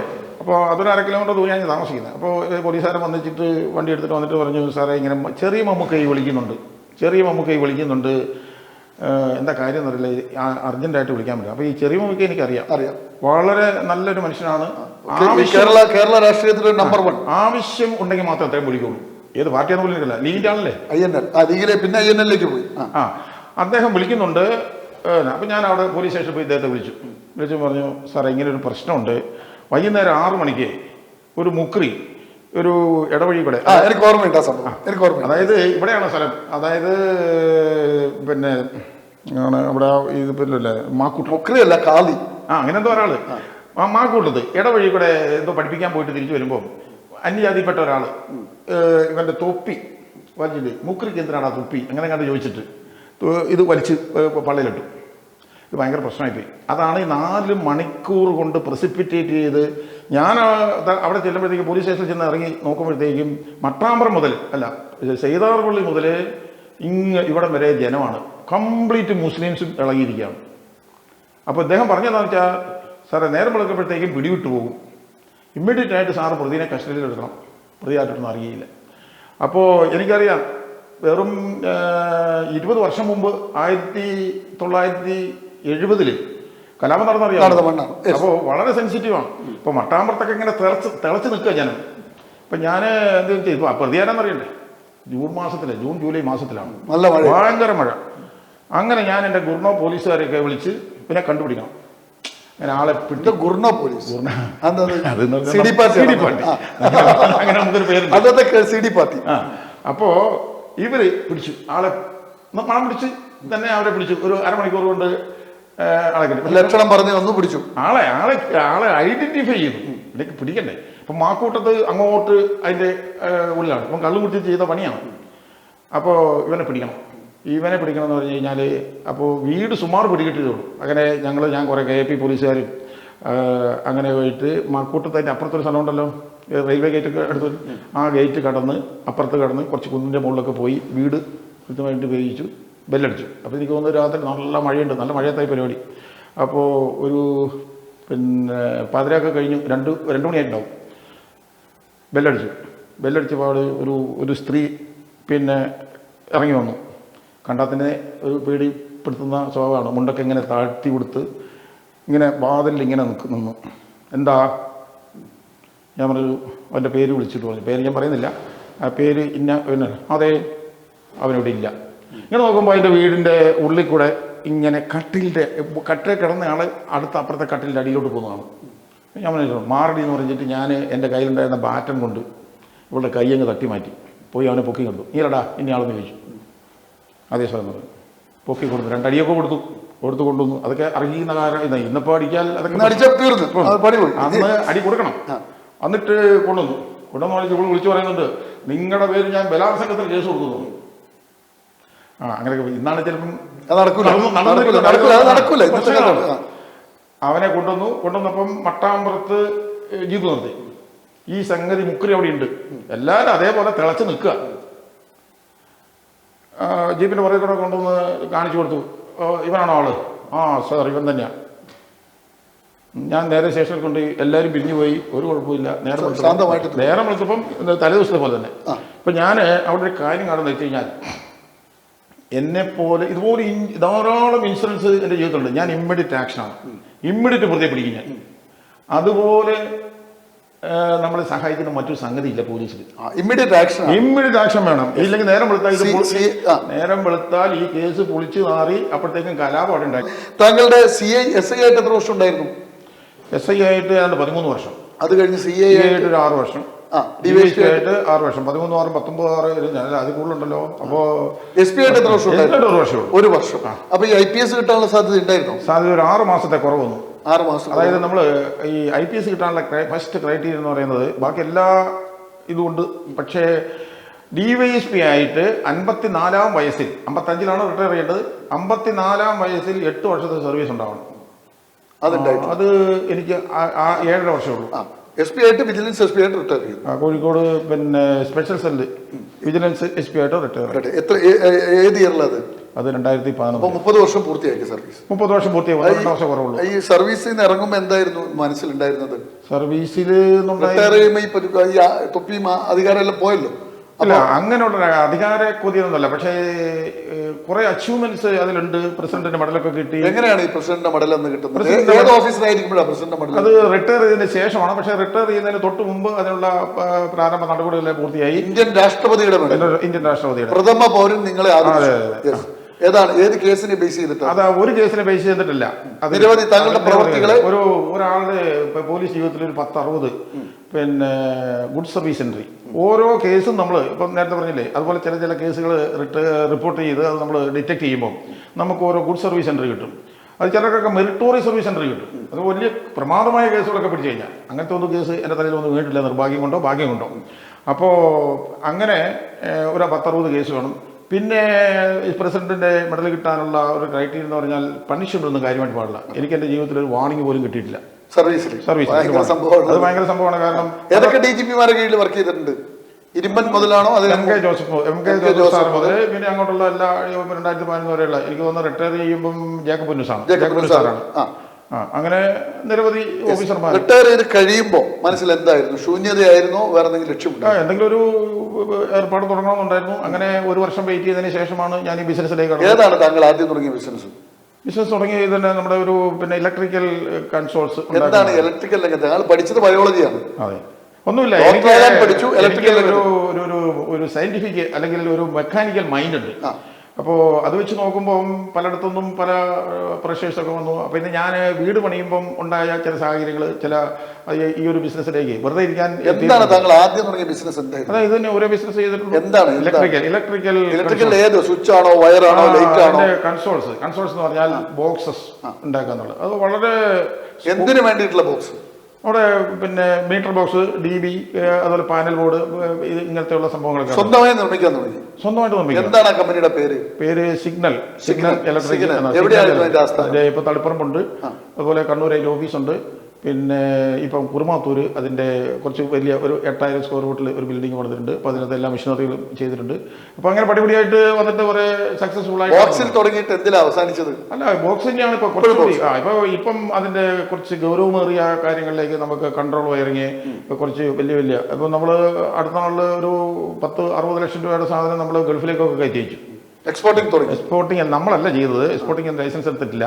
പക്ഷെ അത് വേറെ ആൾ മുഖേന, എക്സ്പോർട്ടിംഗ് ലൈസൻസ് ഉള്ള ആൾ മുഖേന നമ്മൾ അങ്ങനെ ചെയ്തിട്ടുണ്ട്. അതിൻ്റെ ഭാഗമാക്കായിട്ടുണ്ട്. ഇപ്പോൾ നമ്മളെ സഹായിക്കാൻ വേണ്ടിയിട്ട് ഒത്തിരി എഞ്ചിനീയർമാരും അതുപോലെ എ ക്ലാസ് കോൺട്രാക്ടർമാരും ഒക്കെ ഉണ്ട്. അപ്പോൾ അവരുടെയൊക്കെ സഹായത്തോടുകൂടിയാണ് നമ്മൾ ചെയ്തുകൊണ്ടിരിക്കുന്നത്. നന്നായി ബിസിനസ് ചെയ്യുന്നു. മോശമില്ലാത്ത ഈ താങ്കളുടെ ഈ സംഘടന രംഗത്ത് ഇപ്പം ഈ അടുത്ത് എപ്പോഴാണ് ഇതിന്റെ ഈ അസോസിയേഷനിലെ ഞങ്ങൾ കേരള ഇലക്ട്രിക് ട്രേഡ്സ് അസോസിയേഷൻ, അതായത് ഇലക്ട്രിക്കൽ മാനുഫാക്ചറിങ്, ഡിസ്ട്രിബ്യൂഷൻ, അതുപോലെ സെയിൽസ് ഒക്കെയുള്ള ആൾക്കാരെ ആണ് ഇതിൽ മെമ്പർഷിപ്പ് കൊടുക്കുക. ഏതാണ്ട് ഓൾ കേരള ബേസിൽ ഒരു 4000-5000 ആൾക്കാർ അതിനകത്ത് മെമ്പേഴ്സാണ്. നല്ല രീതിയിൽ നടന്നു പോകുന്ന സംഘടനയാണ്. എന്തൊക്കെയാണ് ഈ സംഘടനയിൽ അംഗങ്ങൾ ആരൊക്കെയാണ് ശരിക്കും? ഞങ്ങൾ അതാണ് പറഞ്ഞത്, ഈ ഇലക്ട്രിക്കലുമായിട്ട് ബന്ധപ്പെട്ട ഡിസ്ട്രിബ്യൂട്ടേഴ്സ്, മാനുഫാക്ചറേഴ്സ്, അതുപോലെ സാധാരണ ഷോപ്പുകാർ എല്ലാവരും ഉൾപ്പെടുന്നതാണ്. അതെ. ഈ സംഘടനയുടെ ലക്ഷ്യം എന്തൊക്കെയാണ് ശരിക്കും? സംഘടന ലക്ഷ്യം ഇത് ചാരിറ്റബിൾ സംഘടനയാണ്. അപ്പോൾ നമ്മൾ അതിനകത്ത് പിന്നെ ചാരിറ്റബിൾ ആയിട്ട് ഒത്തിരി ആക്ടിവിറ്റീസ് ചെയ്യുന്നുണ്ട്. അതിൽ ചെയ്യുന്നതെന്ന് വെച്ച് കഴിഞ്ഞാൽ കുട്ടികൾക്ക് പിന്നെ ഉന്നത വിദ്യാഭ്യാസത്തിനുള്ള സഹായം ചെയ്തു കൊടുക്കും. അതുപോലെ ജോലിക്കാരുടെ പിന്നെ അതായത് കട ഉടമകളുടെയും ഇതിലെ മെമ്പേഴ്സിൻ്റെ കൂടെ ജോലി ചെയ്യുന്ന ആൾക്കാരുടെ മക്കൾക്ക് +2 അതുപോലെ SLC ഒക്കെ നല്ല മാർക്ക് വാങ്ങുന്ന ആൾക്കാർക്ക് പിന്നെ പ്രൈസ് മണി 3000-4000 ഒക്കെ വെച്ച് കൊടുക്കുന്നുണ്ട്. പിന്നെ ഉന്നത വിദ്യാഭ്യാസത്തിനുള്ള സഹായം ചെയ്തു കൊടുക്കും. അത് ജനുവരി. ഇപ്പോഴത്തെ താങ്കളുടെ റൊട്ടീൻ എങ്ങനെയാണ്? ഇപ്പോഴത്തെ റൊട്ടീൻ ഇവിടുത്തെ ഞാൻ ഈ കഴിഞ്ഞ തെരഞ്ഞെടുപ്പിൽ ഞാൻ ഇവിടുത്തെ പ്രസിഡൻ്റായി. അതിനുശേഷം ഇപ്പോൾ പിന്നെ സ്റ്റേറ്റ് ഇലക്ഷനൊക്കെ ഉണ്ടായിരുന്നു. അവിടെ കോട്ടയത്തുള്ള ഒരു സന്തോഷം എന്ന് പറയുന്നതാണ്. അപ്പോൾ ഇവിടുത്തെ കണ്ണൂരിലെ തന്നെ കിങ്സ് ഇലക്ട്രിക്കൽസിലെ സന്തോഷമാണ് ഇപ്പോഴത്തെ സെക്രട്ടറി, ഓൾ കേരള സെക്രട്ടറി. അപ്പോൾ നല്ല രീതിയിലുള്ള പ്രവർത്തനം ഭാവിയിൽ ഞങ്ങൾക്ക് കാഴ്ചവെക്കണമെന്നുണ്ട്. താങ്കളുടെ ഇനിയുള്ള ലക്ഷ്യങ്ങൾ എന്തൊക്കെയാണ് ബിസിനസ് രംഗത്ത്? ഇതേ രീതിയിൽ തന്നെ നമുക്ക് നല്ല കുറച്ചും കൂടി ഉയർന്ന എത്രയും സ്കോപ്പുള്ള ഒരു ബിസിനസ്സാണ്. നമ്മുടെ ഈ ബിസിനസ്സിൽ തന്നെ തുടർന്ന് ധാരാളം അനന്ത സാധ്യതകളുള്ള ഒരു ഫീൽഡാണ്. പിന്നോട്ട് പോകേണ്ട, പിന്നോട്ട് ചിന്തിക്കേണ്ടാത്ത കാര്യത്തിൽ. കാരണം ഒരാൾ നമ്മളെ ഫോളോ ചെയ്ത് നമുക്ക് പ്രഷർ ഉണ്ടാക്കിയാൽ തന്നെ നമുക്ക് റൂട്ട് തിരിഞ്ഞു പോകാനുള്ള മാർഗങ്ങളുണ്ട്. എന്ന് പറഞ്ഞാൽ കോമ്പറ്റീഷനായിട്ട് ഒരാൾ വന്നാൽ നമ്മളുണ്ടാക്കുന്ന സാധനങ്ങൾ അതേപടി വേറൊരാൾ കോമ്പീറ്റ് ചെയ്ത് വന്നാൽ തീർച്ചയായിട്ടും അവിടെ ഒരു മത്സരം ഉണ്ടാവും. അപ്പം റൂട്ട് തിരിഞ്ഞു പോകാൻ ഇഷ്ടംമാതിരി റൂട്ട് കിടക്കുന്നുണ്ട്. അതിപ്പോൾ എന്നെപ്പോലുള്ളവരുള്ളവർക്ക് അതൊരു വലിയ ബുദ്ധിമുട്ടുള്ള കാര്യമല്ല. കാരണം ഞാൻ നല്ലോണം സ്റ്റഡി ചെയ്തിട്ടുണ്ട് അതിനെക്കുറിച്ച്, ഈ ഫീൽഡിനെ പറ്റി. അപ്പോൾ അതുകൊണ്ട് ഒരു പിന്നോട്ട് തിരിഞ്ഞു നോക്കേണ്ടി വരില്ല. അപ്പോൾ ഇതിൽ തന്നെ മുന്നോട്ട് പോകാനുള്ള ഒരു സാധ്യത കാണുന്നുണ്ട്. ഇപ്പൊ നിങ്ങൾ ഈ 13 മക്കളിൽ എല്ലാവരും ലൈവായിട്ടുണ്ട്. ഒരാൾ ഒഴിച്ച് എപ്പോഴൊക്കെയാ ഒന്നിച്ചു കൂടൽ കൂട്ടുകുടുംബമൊക്കെ? ഇത് ഇയർലി ഒന്നുണ്ടായിരുന്നു. പക്ഷെ 1-2 വർഷമായിട്ട് ഇപ്പൊ ചേർന്നില്ല. മക്കള് അവരൊക്കെ ഇപ്പൊ എവിടെയുള്ള പ്രദേശമല്ല, പിന്നെ പല നാടുകളിലായി സംസ്ഥാനത്തിന്റെ പല ഭാഗത്ത്. കോട്ടയത്ത് ഒരാളുണ്ട്, തൃശ്ശൂരുണ്ട്, കോഴിക്കോടാണ്. കോഴിക്കോട് ജില്ലയിൽ മുഴുവൻ സംസ്ഥാനത്തിലൂടെ കൂടുതൽ. കാസർഗോഡ് 2 പെങ്ങന്മാരെ കെട്ടിച്ചിട്ടുണ്ട്. കാസർഗോഡ് മുതൽ അങ്ങ് വരെ ഉണ്ട് എല്ലായിടത്തും. താങ്കൾ ജീവിത പങ്കാളിയെ കണ്ടെത്തിയത് എവിടെ നിന്നാണ്? എപ്പോഴാണ് വിവാഹം നടക്കുന്നത്? എന്റെ വിവാഹം SI ആയിരിക്കുമ്പോഴാണോ CA ആയിരിക്കുമ്പോൾ 1984. അപ്പൊ സർവീസ് കയറി 2 വർഷം കഴിഞ്ഞു, 2-3 വർഷം കഴിഞ്ഞു. അതെ. എവിടെയാണ് ജീവിത പങ്കാളിയുടെ പേരെന്താണ്? സാറ. എവിടെ നിന്നാണ് കണ്ടത്? സുൽത്താൻ ബത്തേരി. എങ്ങനെയാ, അറേഞ്ച്ഡ് മാരേജ് ആയിരുന്നു? മക്കൾ എത്ര പേരുണ്ട്? മക്കൾ 2 പേര്. എന്തൊക്കെയാണ് പേര് അവരുടെ? അവരുടെ മൂത്ത മോള് റിയ. എവിടെയാണ് അവര് ഇപ്പോൾ ഉള്ളത്? അവള് ഞാൻ ഇംഗ്ലണ്ടിലൊക്കെ വിട്ട് പഠിപ്പിച്ചു. ഇവിടെ നമ്മുടെ ചെമ്പേരി കോളേജിൽ നിന്നായിരുന്നു എഞ്ചിനീയറിംഗ്. അത് കഴിഞ്ഞ് ലണ്ടനിലെ വിദ്യാഭ്യാസം, കവൻട്രി യൂണിവേഴ്സിറ്റിയിൽ നിന്ന് BBA എടുത്തു. അതിനുശേഷം അവർക്ക് നല്ല ജോലിയാണ്. മാരീഡാണ്, ഒരു കൊച്ചുണ്ട്. അവിടെ കല്യാണം കഴിച്ചിരിക്കുന്നത് പിന്നെ തൃശ്ശൂരാണ്. തൃശ്ശൂർ ഗുരുവായൂരെടുത്ത്. എന്താണ് പേര് മരുമകന്റെ പേര് രാകേഷ്. അവരിപ്പോ താമസിക്കുന്നത് സ്വീഡനിലാണ്. സ്വീഡൻ. അവരവിടെ വീടെടുത്തു. രണ്ടാമത്തെ ആള് റോയ്. അവൻ ജർമ്മനിയിലാണ്. അവൻ ഇതുപോലെ തന്നെ ബാംഗ്ലൂർ വിട്ട് പഠിപ്പിച്ചു. ഡിഗ്രി ഒക്കെ കഴിഞ്ഞു. ഇവിടെ ചെന്നൈയിൽ പഠിച്ചു. അതിനുശേഷം ബാംഗ്ലൂർ വിട്ട് ഡിഗ്രി എടുത്തു. അത് കഴിഞ്ഞ് അവൻ MA ഡിഗ്രി, അവിടെ MA എന്നാണ് പറയാം, അതായത് മെക്കാനിക്കൽ എഞ്ചിനീയർ MA. ഇവിടുന്ന് പിന്നെ ജർമ്മൻ പഠിച്ചു. ഇവിടെ ഇപ്പം ഒരു ഇറാനിയൻ പ്രൊഫസറുടെ കീഴിൽ ഇതാണ് എന്തോ ഒരു പ്രത്യേക കോഴ്സിൽ ട്രെയിനിങ് നടത്താം. എല്ലാവരും മാരീഡാണ്. എന്താണ് മകന്റെ ഭാര്യയുടെ പേര്? ആൽഫി. അപ്പൊ അങ്ങനെ സെറ്റിൽഡാണ്. സൂപ്പറായി. താങ്കളുടെ ഈ ലൈഫ് എങ്ങനെ വിലയിരുത്തുന്നു ഇത്രയും കാലത്ത്? ലൈഫ് എന്ന് പറഞ്ഞു കഴിഞ്ഞാൽ, കാരണം സർവീസിൽ ഇറങ്ങിയതിന് ശേഷം 10-12 വർഷമായിട്ട് ബിസിനസ് രംഗത്ത്. അപ്പൊ എങ്ങനെയാണ് നമുക്ക് പുതിയ തലമുറക്ക് കൊടുക്കാൻ പറ്റിയ സന്ദേശം എന്താണ്? സന്ദേശം എന്താണെന്ന് ചോദിച്ചു കഴിഞ്ഞാൽ, ജീവിതം ശരിക്ക് ആസ്വദിക്കണം. അത് ഒരു ലാവിഷ്നെസ് ആക്കാൻ പാടില്ല. എന്ന് പറഞ്ഞു കഴിഞ്ഞാൽ നമ്മുടെ ചുറ്റുമുള്ള ആൾക്കാരെ ഞാൻ ഒത്തിരി പേരെ സഹായിക്കുന്നുണ്ട്. സത്യം പറയാം, ഒത്തിരി പേരെ സഹായിച്ച് എൻ്റെ ബാങ്ക് ബാലൻസ് എന്ന് പറഞ്ഞാൽ 0 ആണ്. എൻ്റെ ട്രഷറിയിൽ ഇപ്പോൾ എപ്പോഴും 1 ലക്ഷം രൂപയുടെ താഴെ ഉണ്ടാവുള്ളൂ. അപ്പോൾ ഇത് ഞാൻ എന്താണെന്ന് വെച്ച് കഴിഞ്ഞാൽ ചോദിക്കുന്നവർക്കൊക്കെ വാരി കൊടുക്കണം. ഞാൻ എൻ്റെ ഒരു എന്താ പറയുക, നമ്മൾ സംഭാവനയോ അല്ലെങ്കിൽ സഹായം ചെയ്താൽ പറയാൻ പാടില്ല എന്നാണ്. പക്ഷേ ഇതാണ് എൻ്റെ സ്വഭാവം. ആരെങ്കിലും ചോദിച്ചു കഴിഞ്ഞാൽ കൊടുക്കുക. അപ്പോൾ ആൾക്കാർ എന്നോട് ചോദിക്കും, നിങ്ങൾക്ക് ബൈപ്പാസൊക്കെ കഴിഞ്ഞാണ്, എന്തെങ്കിലും അസുഖം വന്നു കഴിഞ്ഞാൽ ഞാൻ പറഞ്ഞു അത് ആൾക്കാർക്ക് തരും. എൻ്റെ മകളുടെ കല്യാണത്തിന് പിന്നെ 2012 ബിസിനസ്സൊക്കെ തുടങ്ങിയ ശേഷം നിന്ന നിലയിൽ ഞാൻ 20 ലക്ഷം രൂപ ഉണ്ടാക്കി. നിന്ന നിലയിൽ എനിക്ക് എൻ്റെ കയ്യിൽ പൈസ ഒന്നും ഉണ്ടായില്ല മകളുടെ കല്യാണത്തിന്. പക്ഷേ പെൻഷൻ കിട്ടിയ പൈസ ഉണ്ടായിരുന്നു. അതൊക്കെ ഞാൻ വാരിക്കൂരി അവിടെ എല്ലാം കൊടുത്തു. അതെല്ലാം മകളുടെ കല്യാണം വന്നപ്പോൾ അന്ന് 25,000 രൂപ സ്വർണ്ണത്തിന് വില. നല്ലോണം സ്വർണ്ണം കൊടുത്തു. അപ്പോൾ 25, ഇന്നിപ്പോൾ 1 ലക്ഷമായി അല്ലേ? അപ്പോൾ ആ 20 നല്ലോണം സ്വർണ്ണമൊക്കെ കൊടുത്തു. എൻ്റെ കയ്യിലുണ്ടായിരുന്ന കപ്പാസിറ്റി. അപ്പോൾ പൈസ തികഞ്ഞില്ല, കാരണം വീട് റെഡിയൊക്കെ വേണ്ടത്. അപ്പോൾ നിന്ന നിലയിൽ 3 ദിവസം കൊണ്ട് ഞാൻ 20 ലക്ഷം രൂപ ഉണ്ടാക്കി പുറത്തുനിന്ന്. അങ്ങനെ സഹായിക്കാൻ എനിക്ക് ആളെ കിട്ടുമ്പോൾ ഞാൻ മനസ്സിലാക്കിയ ഒരു കാര്യം എന്താണെന്ന് വെച്ചാൽ, നമ്മൾ സഹായിച്ചാൽ ഞാൻ അങ്ങോട്ട് സഹായിച്ച ആൾക്കാരൊന്നും അല്ല ഇങ്ങോട്ട് തന്നെ സഹായിക്കുന്നത്. അവർക്ക് പറ്റില്ല, അവർക്ക് കഴിയില്ല, കാരണം അവർ ഇല്ലായ്മയിൽ നിന്ന് വന്നതാണ്. അപ്പം ഞാൻ ആൾക്കാരോട് ആവശ്യപ്പെട്ടപ്പം 20 ലക്ഷം രൂപ അത് എല്ലാവരോടും ചോദിച്ചിട്ടില്ല, ചുരുക്കം ചിലരുണ്ട്. അത് മോളെ പിന്നെ ഇവിടെ ഇംഗ്ലണ്ടിൽ വിടാൻ നേരത്ത് 14 ലക്ഷം രൂപ കെട്ടിവെക്കണം. എന്നെ 2 പേരെ സഹായിച്ചത്. അവരുടെ പേര് ഞാൻ എടുത്ത് പറയാം. ഒന്ന് നമ്മുടെ രാംദേവിൻ്റെ കോൺട്രാക്ടർ, ആരാ അറിയോ? പിന്നെ നമ്മുടെ ഇവിടെയുള്ള ആൾ തോട്ടട, അവരുടെ പേര് മറന്നുപോയി. അല്ലല്ല, രാംദേവ് പിന്നെ ആയിക്കട്ടെ, വേറൊരാൾ ഒരു 5 ലക്ഷം രൂപ തന്ന് സഹായിച്ചു. അങ്ങനെ എന്നെ സഹായിക്കും. ഇപ്പം ഞാൻ മനസ്സിലാക്കിയ ഒരു കാര്യം വെച്ചാൽ, നമ്മൾ സഹായിച്ചുകൊണ്ടിരുന്നാൽ നമുക്ക് വേറെ വഴി ഹാപ്പിയാണ്. അപ്പൊ നമ്മൾ നിങ്ങളുടെ പോലീസ് സ്റ്റോറിക്ക് മാത്രമായിട്ട് നിങ്ങൾ ഒരു ദിവസം ഞങ്ങളുടെ ചാനലിലേക്ക് വരണം. അത് നമുക്ക് എന്ത് ചെയ്യാം, ഞങ്ങളുടെ ചാർജ് ഷീറ്റ് എന്ന് പറഞ്ഞ പുതിയൊരു സംഭവമുണ്ട്. അതിനകത്ത് നമുക്ക് പോലീസ് സ്റ്റോറി മാത്രം പറയണം. ഇത്രയും സമയം ഈ പ്രേക്ഷകർക്ക് നിങ്ങളൊരു അനുഭവമാണ്. കാരണം നിങ്ങളുടെ ജീവിതകാലം തുടക്കം എന്നൊക്കെ പറഞ്ഞാൽ, ഇനിയുള്ള കാലത്ത് ഒരു മനുഷ്യനും, മലയാളികൾക്ക് പ്രത്യേകിച്ച്, നമ്മൾ അതിദരിദ്രരില്ലാത്ത കേരളമാണ് ഇന്ന്. അപ്പോൾ ഇനി ഒരു മനുഷ്യർക്കും ഈ നിങ്ങൾ ജീവിച്ചതുപോലെ 12 കിലോമീറ്റർ നടന്നിട്ടും 10 കിലോമീറ്റർ നിന്നും വിദ്യാഭ്യാസം, കുതിരയ്ക്ക് കൊടുക്കുന്ന മുതിര തിന്നൊന്നും ഇന്നത്തെ കാലത്ത് ബർഗറും പിസ്തയും നിന്ന് ജീവിക്കുന്ന കുട്ടികളുടെ കാലത്ത് നിങ്ങളുടെ അനുഭവം പുതിയ തലമുറയ്ക്ക് ഒരു പാഠമാണ്. അതുകൊണ്ട് തന്നെ പ്രേക്ഷകരെ, നിങ്ങൾക്കായി ഞങ്ങൾ ഈ എപ്പിസോഡ് സമർപ്പിക്കുന്നു. പ്രേക്ഷകർക്കും ഒപ്പം സ്കറിയ സാറിനും സക്സസ് സ്റ്റോറിയുടെ നന്ദി. നമസ്കാരം.